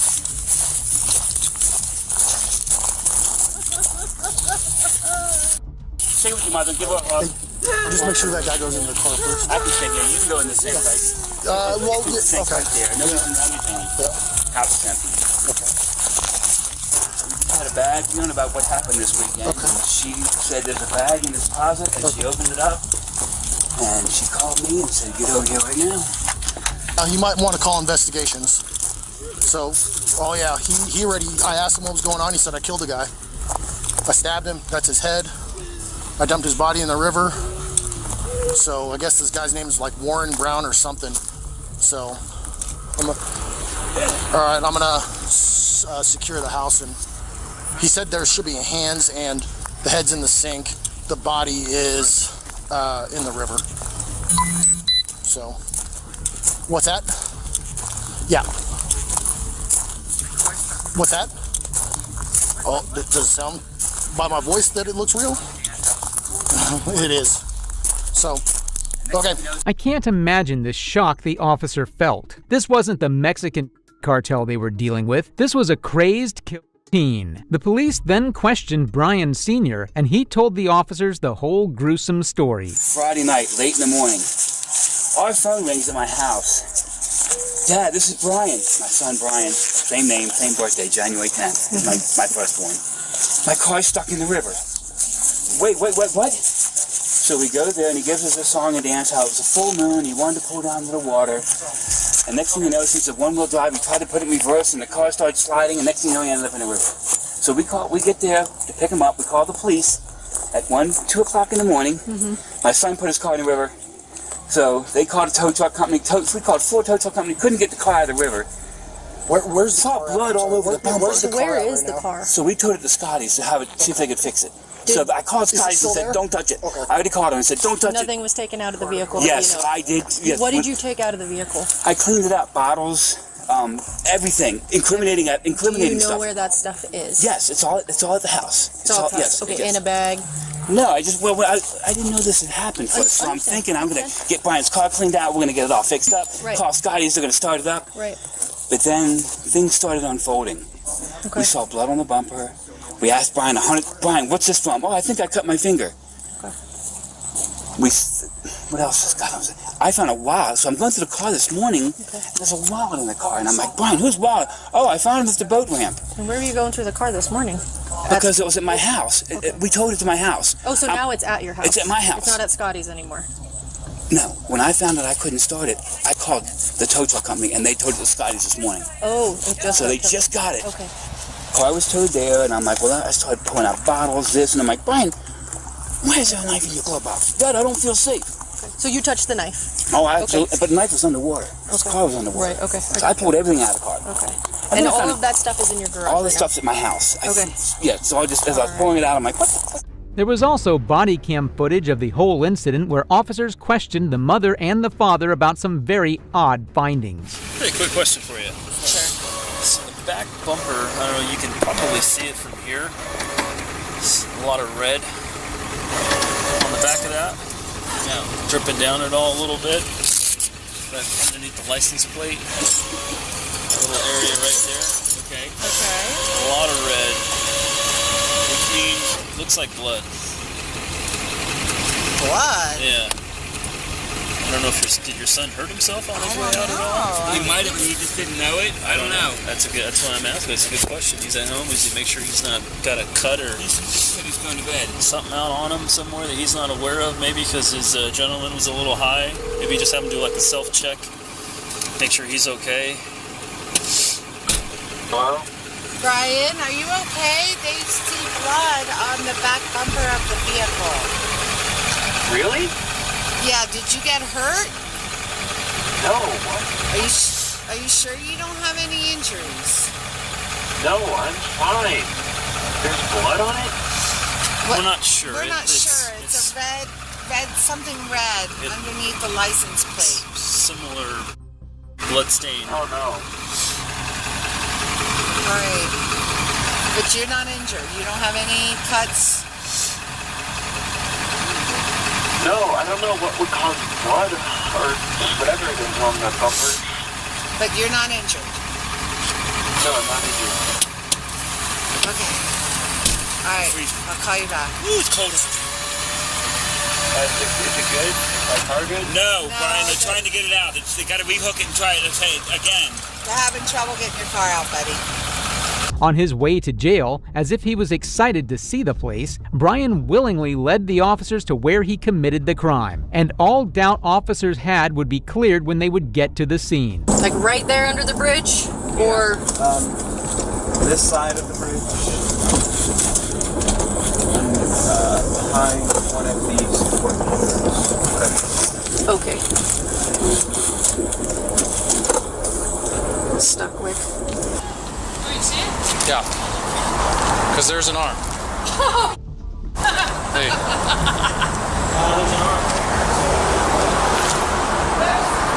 Search ever. There's an arm, there's another arm. Okay, hold on. Let's do some pictures. Start right now. There's another one. I don't have a clue. Okay. This is like something out of TV. Yeah. Discussion with the deputy chief about how these kids don't have any remorse.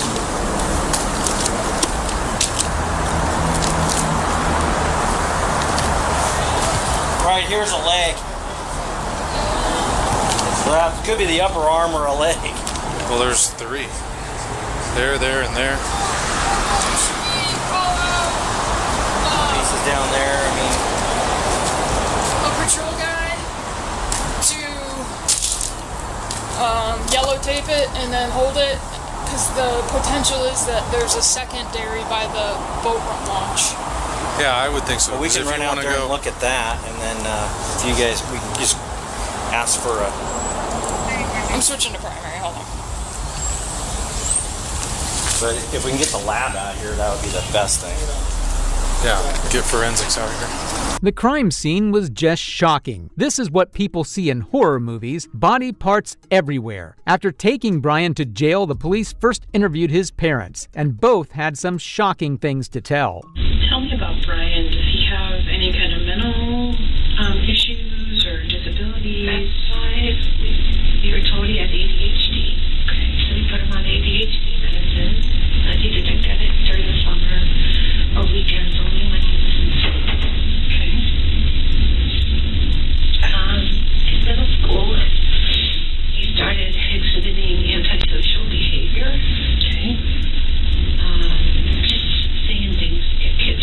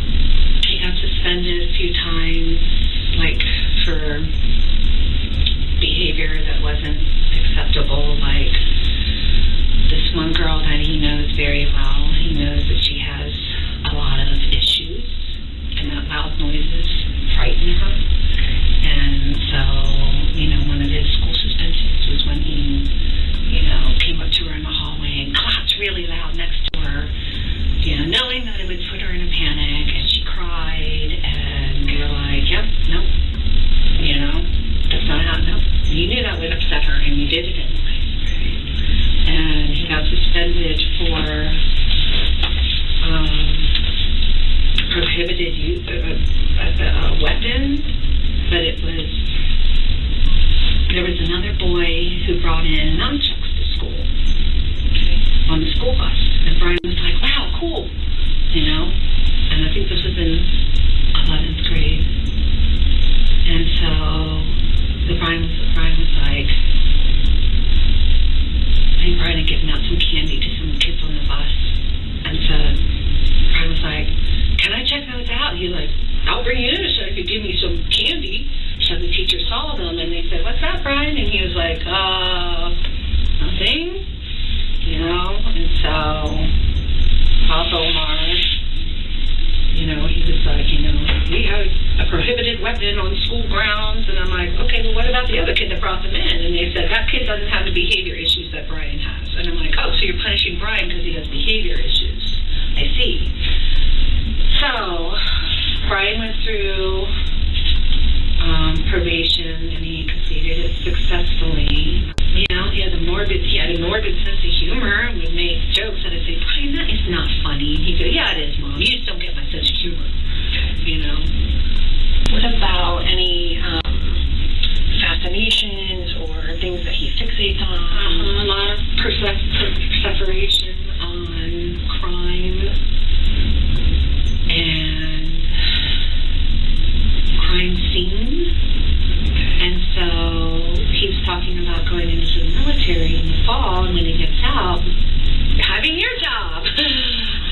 And so I had purchased online a crime scene investigation book for him. It's like ones that they give. You probably read it when you first started out in college. And so I gave that to him, and I was like, "So here, Brian, let's channel that curiosity into something positive that you can affect a good change in the world." And he's like, "Yeah, that's my plan, Mom." Brian's fixation on crime scenes really took a dark turn, because what the officers found under the bridge earlier was nothing less than morbid. Brian's father, on the other hand, had no idea how his son could turn out like this, and his concern right now was something else. I have the same name as my son, and now this has happened. I need to move to Mogadishu or something, because this is going to kill my family.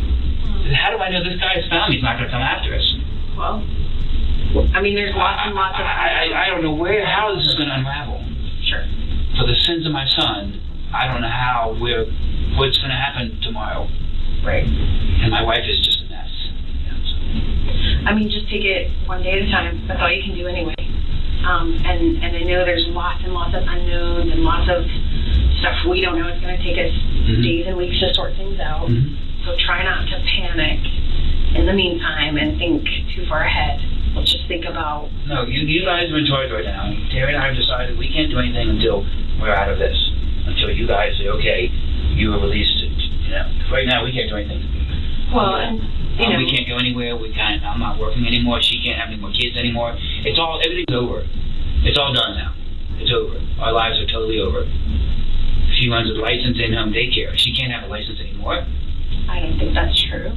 Oh, okay. Well, her parents, when this hits the news, all the kids are going to be pulled out. Maybe.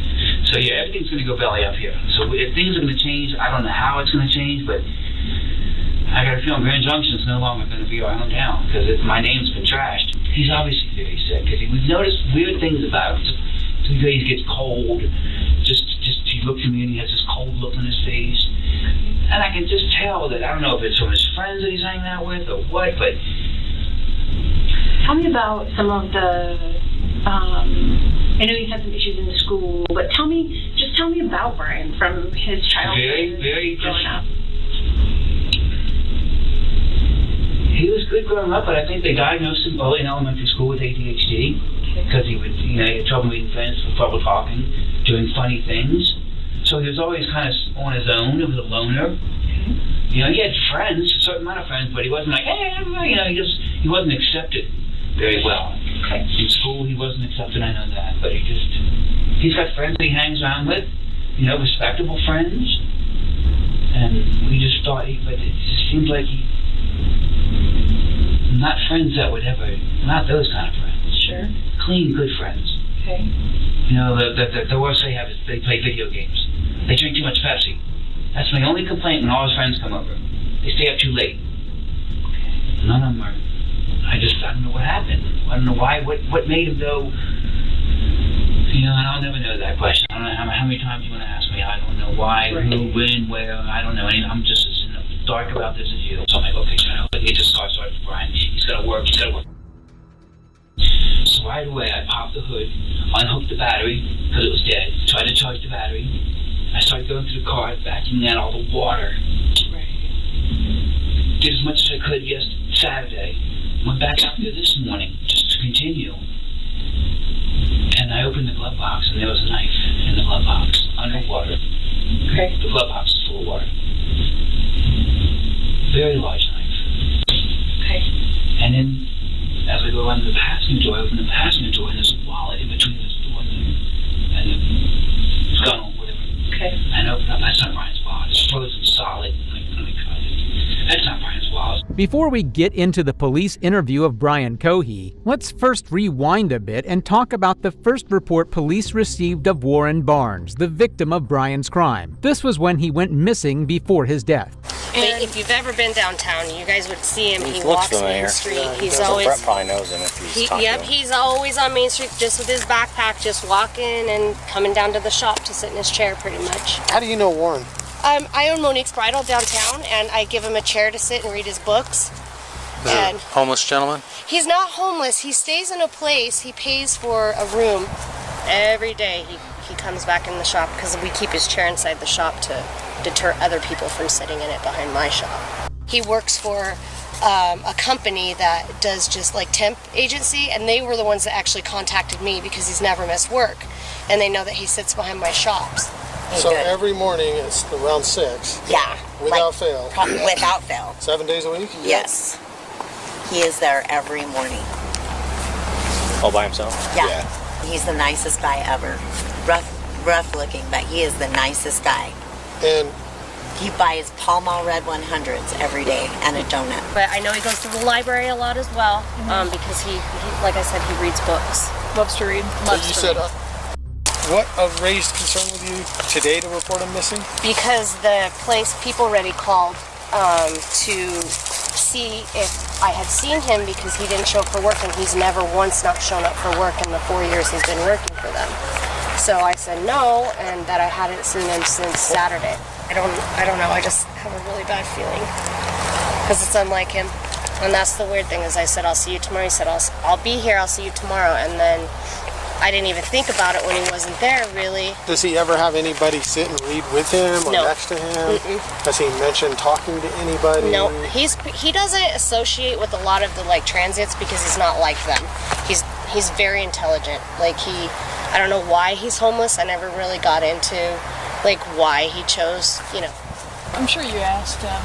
Did he ever talk about his family or where he came from? So he has, I believe, at least one child, but they don't talk. Okay. And he said that they talk maybe once every 3 or 4 years on a holiday, but that he hasn't spoken to So he them, probably didn't go for a visit.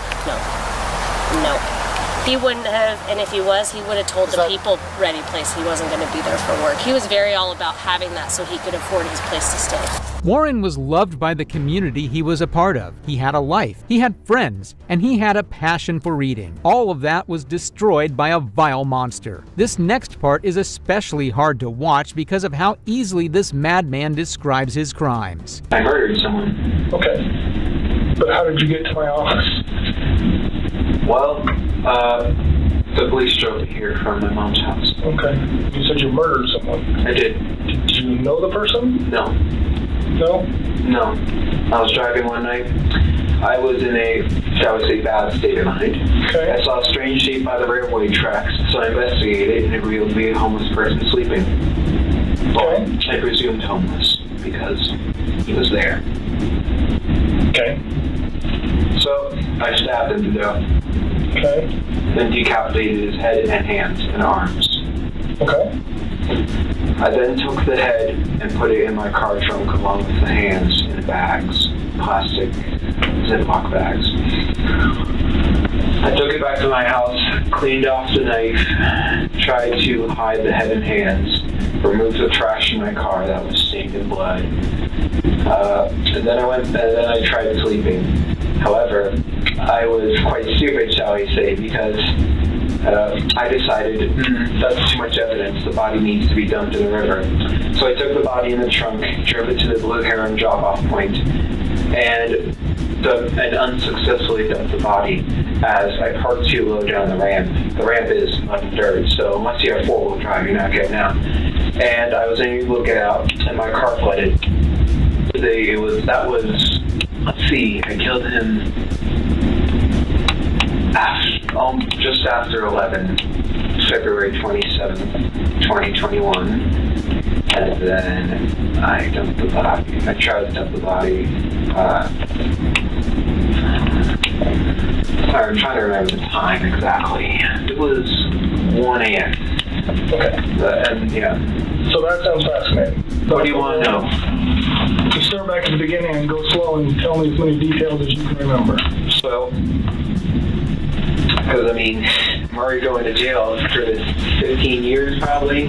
I have no idea. This disgusting creature has a smile brimming on his face the whole time. He has no remorse. In his sick, twisted mind, he's enjoying what he did. Brian gets so excited about his crimes, he literally maps out the crime scene for the investigators. I'm eventually driving underneath the bridge near the sheriff's office. You know, like how... Can I? Oh yeah, go ahead. There's a road underneath, right? South under the overpass. And I was driving along, and I see a shape here on the railway track. So I'm like, oh, interesting. So I go up, and as I'm looking, I see a large thing wrapped in a canvas. Okay. And I'm like, that's a homeless person. So I grab my knife, I put on 3 layers of gloves, because plastic gloves can betray their users because they're so thin, those vinyl gloves, by putting your fingerprints through. So I put on 3 on one hand. I took the knife, I pulled back the canvas, and I stabbed his neck. Okay. He was panicking at first in his old man voice. He was in his 50s. I know why I call him an old man. He was saying, "What are you doing? What are you doing? Why? Ah!" And I just kept on stabbing his neck. Is it okay if I do a demonstration? Oh, yeah. This is him. I was strapped on top of him like this. Okay. And he couldn't fight back. It was actually surprisingly easy. I was barely breaking a sweat. I thought, oh, this guy, he's going to be tough. But no, it was actually surprisingly easy. And during the time, I was growling and making animalistic noises. Why were you doing that? I suppose it was a frenzy. Okay. I was so excited, so rushed up on adrenaline every day. It's just, woo-hoo! And I paused, and he said, "Why are you doing this?" And I said, "I've been wanting to do this for a long time, murder someone." And then I continued. The whole ordeal lasted about a minute and a half. Okay. And I stabbed. When I was finished stabbing him, he took out his last breath, a grunt, and his head was halfway cut off in stabs. All the while, no, actually, after I killed him, I just couldn't stop saying, "Stinky, dirty, dirty, stinky, stinky." It wasn't. I wasn't smelling anything, but... And why were you saying that? I don't know. Okay. And, but you remember doing it, so... Yeah. I suppose it was just me speaking out my mind at that moment. It was a pouring out of the mind. Were you worried about, I mean, this looks like it's pretty close to the road and stuff, somebody seeing you or catching you? It was 11 p.m., so not many were driving by. Well, it was behind the pillar. So, like, here's the road. It was here. So people would only see a brief thing here and here. So were you worried about them seeing you? I was worried about one of them stopping. What did you think could happen if somebody... Well, if they looked, well, it was quite dark under there, so they wouldn't have seen the guy unless they looked. They would have seen me holding a bloody 12-inch knife, wearing gloves, and wearing a mask to conceal my identity, a face mask. Okay. So you weren't doing it for COVID, you were doing it to hide your face? Partially. social distancing. Right.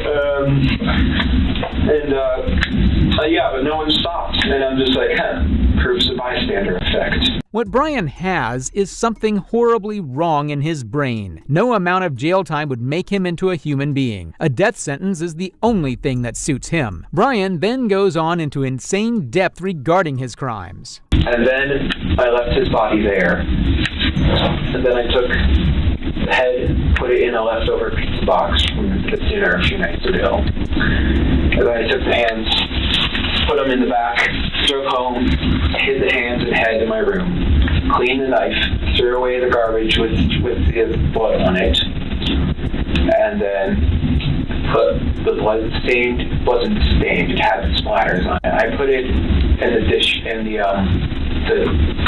washing machine. What did you put in there? I put the outfit I murdered him in a washing. Yeah, I was wearing. Okay. In a washing machine, put it on high speed so it would effectively remove the blood. Wash it twice. And then I tried going to sleep, but I was worried that because there was a hole in my gloves right here, I was worried that they would be able to obtain a partial print. Mm-hmm. So I figured, why not go all the way? I drove back in a different outfit, picked up his body, surprisingly heavy, put it in my trunk, and drove to the Blue Heron drop-off station. Okay. I parked, so it's like this, right? So let's say this is ground. The ramp is quite steep, and you need to have four-wheel drive to pull out of it. Okay. And my car didn't. I thought, so I pull in, I thought that I could drive out. So because I put it in reverse, A, so that it's easier to pull the body out, and B, because the back tires would provide propulsion to push up. Right. And I open the trunk, I take his body out, I put it in the water, and because I don't want fingerprints on a body, so I just tried moving it with my shoes. That worked successfully. He goes out some part in the river and floats off. Okay. God knows where he is now. Brian then went on to talk about his idols, serial killers. So can I ask you a question? Almost all those people did this for some sort of, whether they had sex with the body or it was some sexual gratification in their mind? Criminology, there's different types of... I'm not a serial killer by no means. But with serial killers, there's different types of them. There's organized, disorganized, visionary, missionary. I'm just wondering what gets you excited about doing it?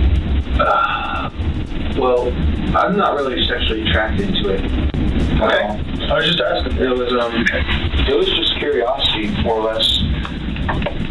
And you said you studied criminology and forensics and all that? Not college study or school study. It's like a passing interest. I understand. But what, were you worried about, like, leaving evidence behind or being caught? Totally. Tell me about that and what you did then. Well, I was figuring the police don't, this is not to be taken offense, but police, they don't seem to care as much about high-risk individuals, homeless people, prostitutes, etc. So I was deliberately looking for someone who lived that type of life. Okay. And I found a homeless person, and the original goal was just leave him there. The police should get their act together. They heard it straight from the suspect that these were the people the police don't really care about. And that says a lot. The next statement Brian says is even more concerning. Call me weird, but I think everyone has had thoughts of shooting up their school. I didn't know. And then because of that, I suppose I just don't really like people at all. I don't know. So thoughts of shooting up the school to today, what has happened? Well, last year my parents found a kit I had been assembling. It had hammers, shovels, knives, large zip ties, duct tape, saw. That was meant for hurting people. They found it though, and they were ready to call the police until I had convinced them it was via other methods, for other things, like, and it was an ultimatum where if I didn't throw it away, all that, they would call the police, and then I would have been arrested on charges of conspiracy. If you had not been caught by your folks, what do you think you would have done next? With the kid? I don't know. No. Let's talk about like today. If you would have been able to get rid of the head, and your folks did not find it. Well, it depends. Okay. Would you guys have been able to solve it if the body was found in the river, the head and hands were missing, and there were no fingerprints of DNA? Well, we'd like to think so, but who knows? Right, who knows? We'd love to think so, but so let's say we didn't solve it. What happens next? Then what would you have thought of to do next? Well, I thought I would have been very careful, because I would have been worried at any moment this could become a cold case, and then it could be solved later on down the line. So I probably would have done it again, because that was just to see what it felt like. And if I had gotten away with it, I would have just kept the secret to my grave. This next case involves police officers who cracked a decades-long cold case by pure chance. You step back. Hold up.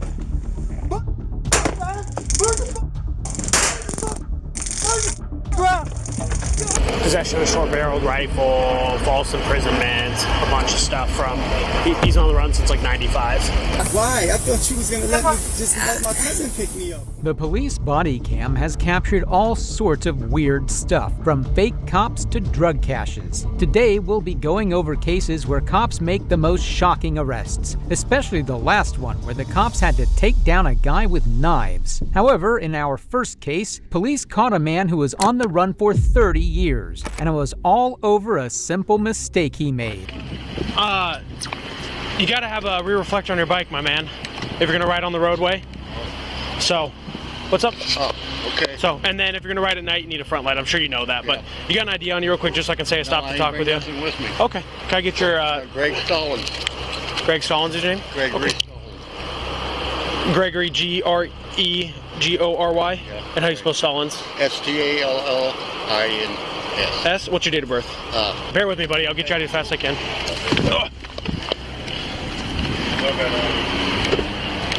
I think I wrote something down wrong. What's your full social?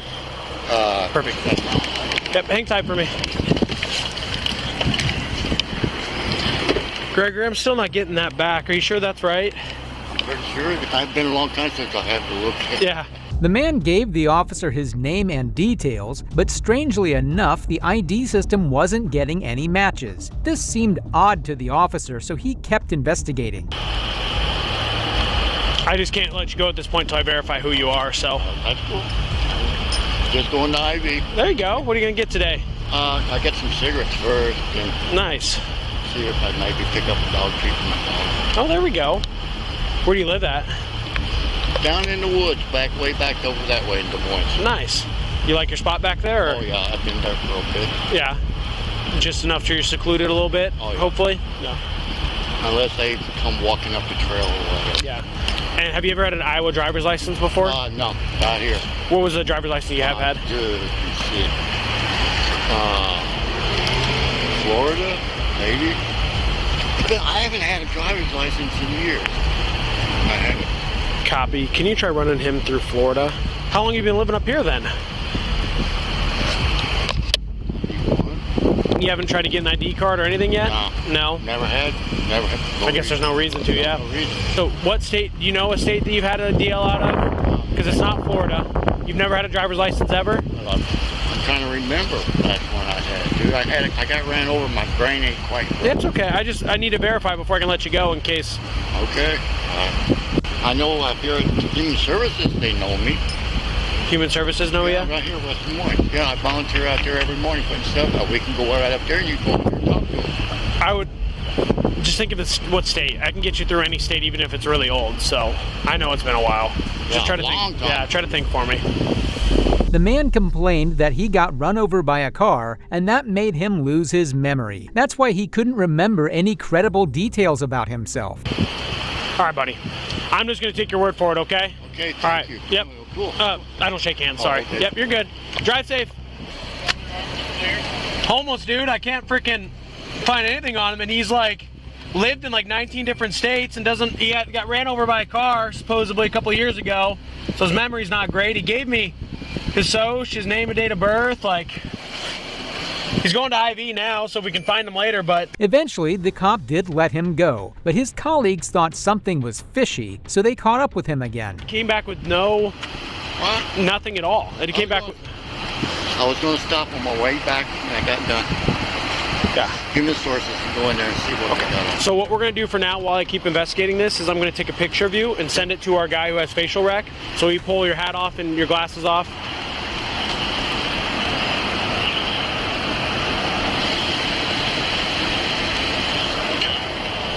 Alright.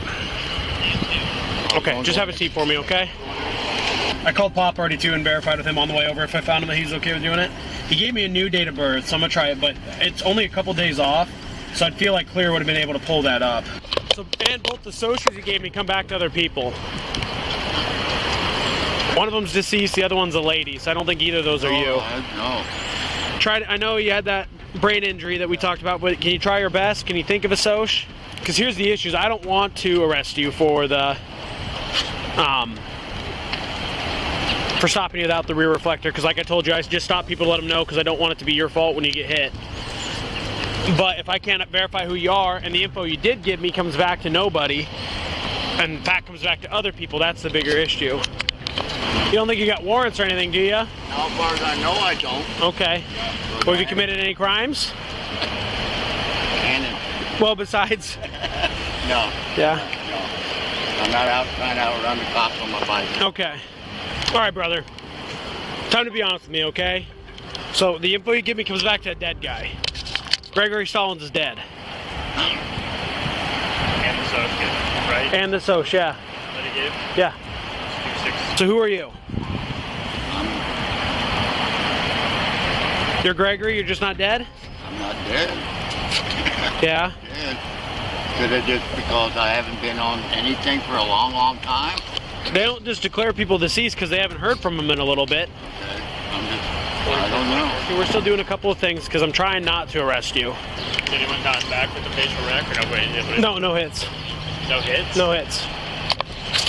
I said 2000 was the year of the death. You go.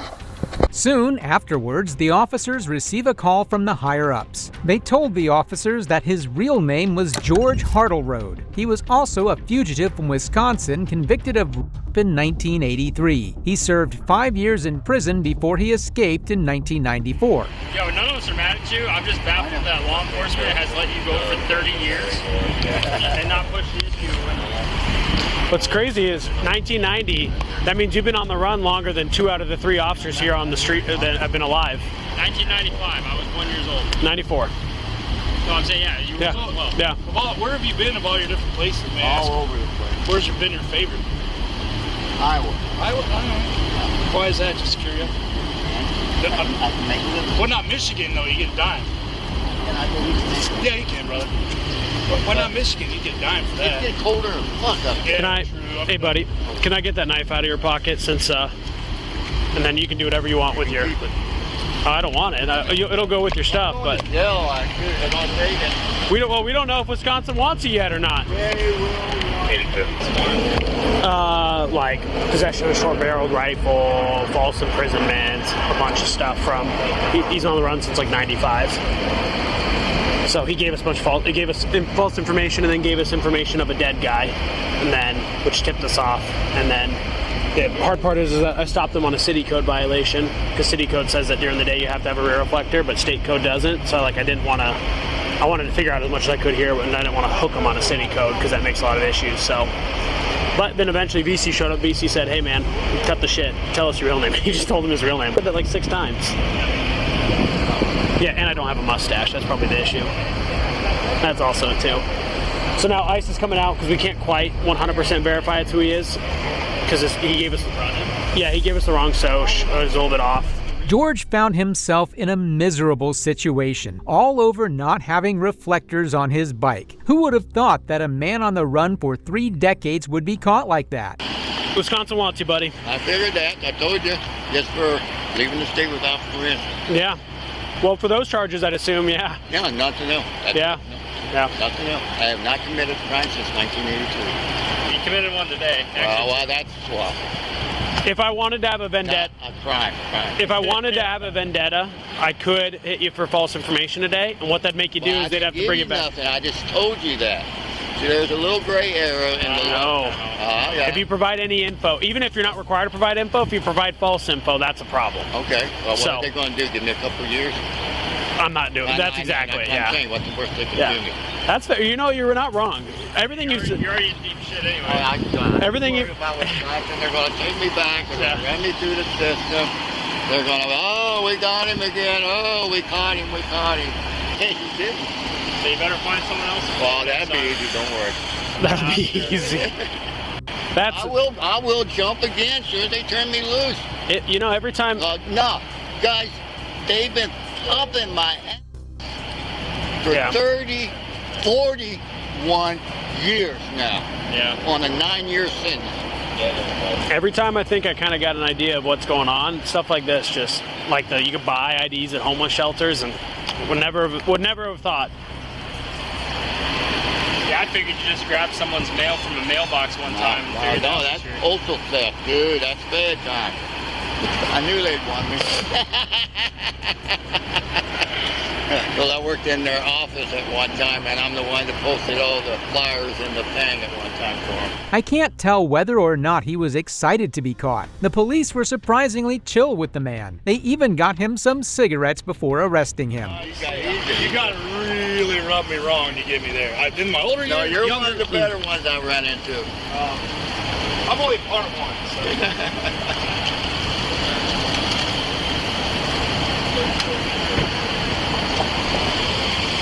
It's been a while since you sent me any deals. Oh yeah, we've been doing a bunch of stuff with Des Moines, like at Grove. No, I meant like picking them up? Meat deals. Yeah, I haven't. Are they still picking them up in the van and transporting them? Well, it's different with every state. Iowa isn't as big of a federal presence, so.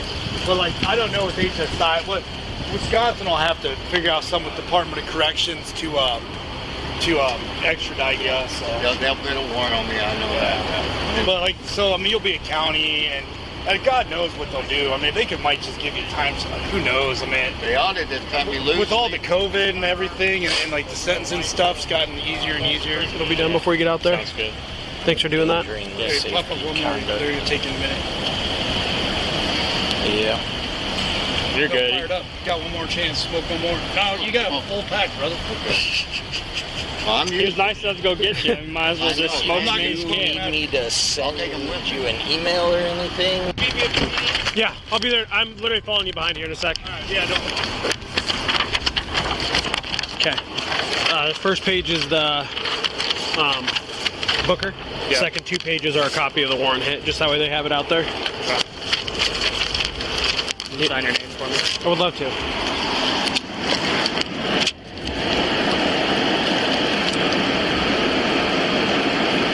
Wow, that car's warm. Thanks again for your help. What? You guys might even see me before Christmas. Maybe. I owe them like 11 months. I put it in there, but then it doesn't always populate out. I can. Your Honor. Fuck.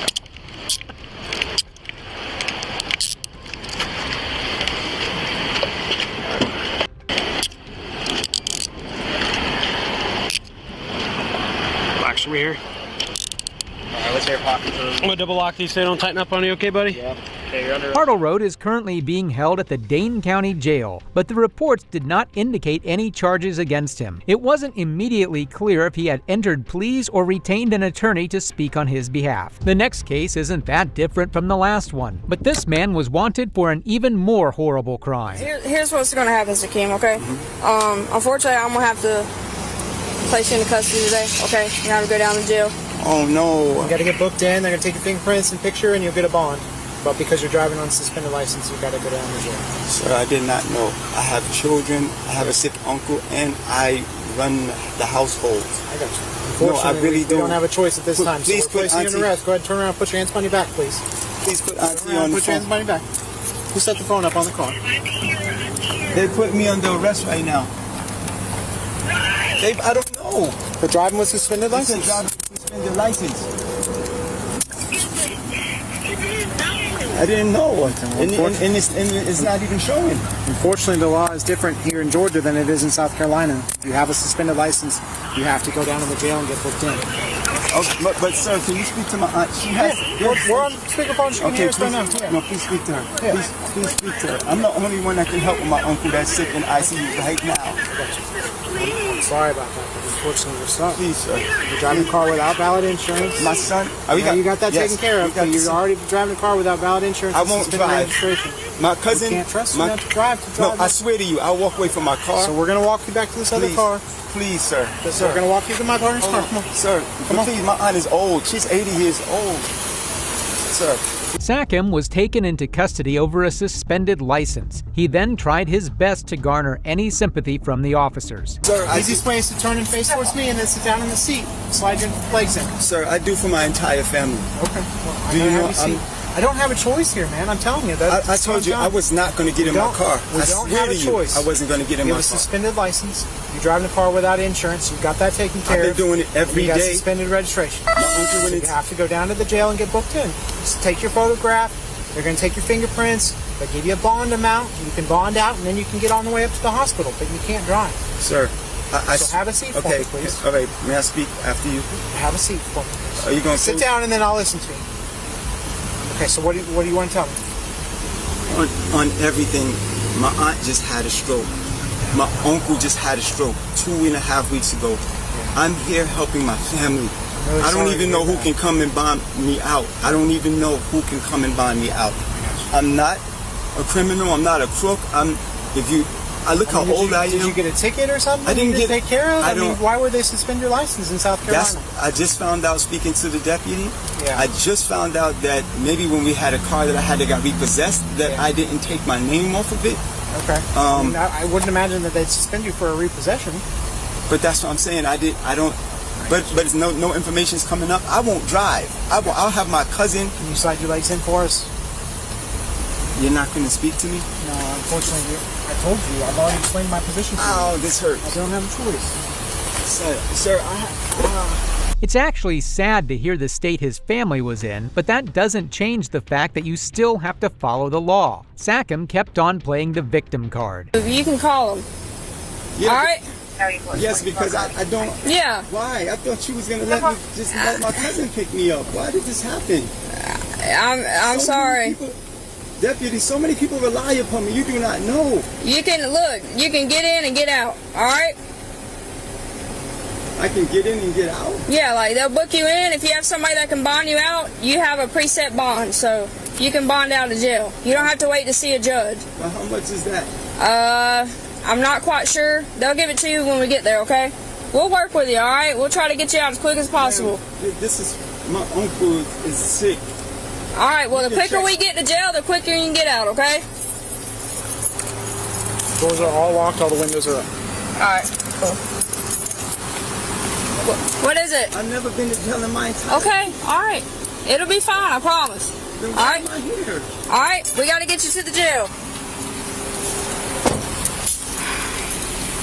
It was not until the officers took him to jail and ran his fingerprints that they realized that Sackham was actually Bilal El Amin. El Amin was accused of killing 18-year-old Jafford Tucker Jr. at an Atlanta MARTA station on November 27, 1994. He was identified as the suspect 3 days later, but evaded capture for nearly 30 years. El Amin was indicted on February 24, 2023 on charges of felony murder and aggravated assault with a deadly weapon. All arrests don't go smoothly like that. This next one wasn't an exception. On February 5, 2023, Volusia Sheriff's Office deputies were called for a mental health check where 43-year-old Michael Kalmar was panicking and had armed himself with knives. Moments later, deputies arrived on scene with a ballistic shield. Just go, man. There's nothing to be here. Just go. My mom and dad. Can you put the knife down? Just go, man. Put the knife down. Sex with my mom and dad driving them all crazy. Just go, man. No. Just go. You don't have to go. Just go. No, you don't have to go. Just go, man. No, you Just don't go. have- no. Big range in your life in here, man. Just shut the door, Dad. No, I ain't putting the shut in the door. Put the knives down. You need to talk to him. He said, Jess, if you don't put the knives, your son put the knives down, man, you're in mine. Shut the door, Dad, on the motherfucker. Put the knife You down. and Mom, man. Just shut the door. Nobody is threatening your mother. Put the knives down. Come get it, man. Well, you will. We're just trying to talk like There's people nothing right to talk about. You people raping my people, man. Fucking Back burn up. up. Back up. Just shut the door on the motherfucker. Jay's got gas. Shut the door, man. Shut the door on that Get your hands off motherfucker. me.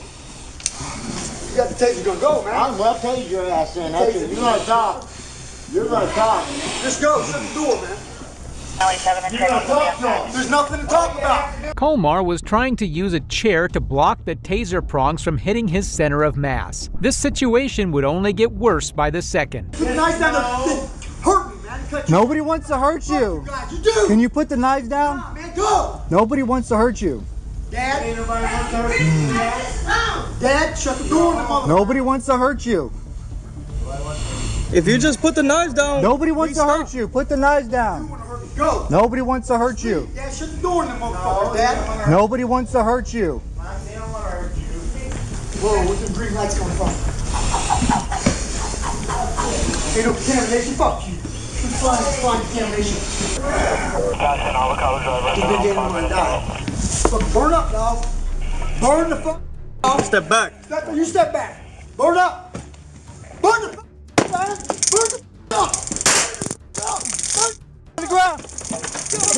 He dropped the knife. Oh! Back up. Back up.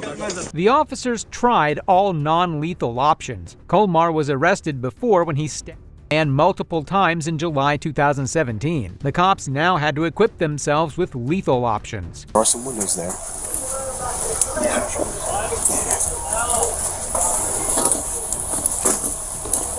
Get up there, get up there. If you're at the corner, you can go ahead and open that screen door for us. Step out. Give the dad commands, give the dad commands. Muzzle up. Don't go in, call dad out. Don't go in, call dad out. One voice. Come here, Dad. Now, come on. If he goes near dad, Move, Dad. Ship him to me. Take him to me. Give him to me. Give him to me. Give me. Come here, Dad. Oh my. Walk back that deputy on the corner. Walk. It's yours, Slover. Hold on. Walk back to this deputy. I got a bag. Hey, come here and take him. Take him. Just hold what you got. He just stand right there in that fridge. I got a set. What you got? Door's still open. Okay. Where's parents? Mom's in the living room. You went to the living room. Okay. Let's do a slow entry. Make some announcements. Tell them to come out. Michael, come out. Michael, put your hands up. You got Leslie from in front of the shield. You jockey in front. Stand by. Hold. Pause for a minute. What you got? Front door. Okay. I can't see. Is he straight across? Do you have eyes on him? Might be going out the front. Okay. Let me Go to that front door with him. Back him up. Make some announcements. Michael, put your knife down now. Do you see a knife? Yeah, he's got two knives. Anybody near him? Nobody. Okay, I'm gonna move that door. You guys move up. I'm gonna open that door. The police acted efficiently. They didn't waste a second since they knew lives were at stake. The deputies tasered Colmar and hit him with 3 beanbag rounds. He still doesn't go down. Now we shift to the POV of the deputies holding the front door. Michael! You can hear what? Struggle. That's the 2 beanbag rounds. Watch out. You ready? That's actually 4 beanbag rounds. Come on, No. come on. Watch out! Drop the knife! Drop the knife! Drop the knife! Spread out! Spread out! Spread out! What mother? All right, grab his arm. Grab his arm. Grab his arm. Get him up.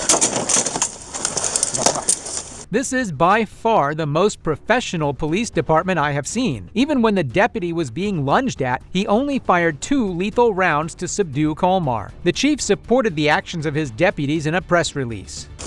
You have superhuman strength. I mean, you're tasing him, and he's not going down.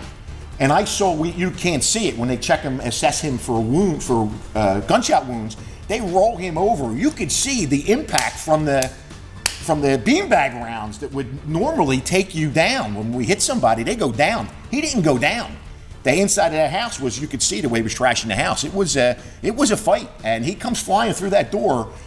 You really can't see it. You have to really see. There's not a lot of distance there. The door maybe to me, and he goes down at the feet of the deputy that shot. That's how close he got with both of those knives. And the knives, I don't know if you saw them.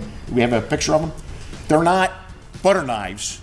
You know, one of them is a tactical knife that we carry, and the other one was probably about that big. It was a gray knife. Colmar had previously served 4 years in Florida prison, stabbing a man multiple times. Colmar's house was already flagged, and that's what the chief applauded his team for. Lieutenant's actions on the 17th of flagging that address in dispatch, so that anybody that was sent there had to know, don't send a solo deputy there. If you're going to send, if there's a medical emergency, don't send the fire department or evac there alone. Make sure there's a minimum of 2 deputies and understand what's inside that house. And his premonition on the 17th paid off. BSCO were already aware of the mental state of Colmar because this was the 3rd mental health call they received this week. Michael Colmar was charged with aggravated assault on law enforcement, false imprisonment, battery, resisting arrest, and violating probation. And that's all for today in this crazy video. If you like crime content, subscribe for more. And if you made it till the end, you'll definitely enjoy this next video right here. Do you guys exchange text messages? How do you guys communicate? FaceTime. She'll FaceTime me at night when I'm not around. Here's where I'm going to be brutally honest with you. There's your phone. And I'm pretty sure you know what some of those pictures are about. Because right now, you know Stephen killed her. You know Stephen's been raping her. You know without her body, can he be charged with murder? I don't know.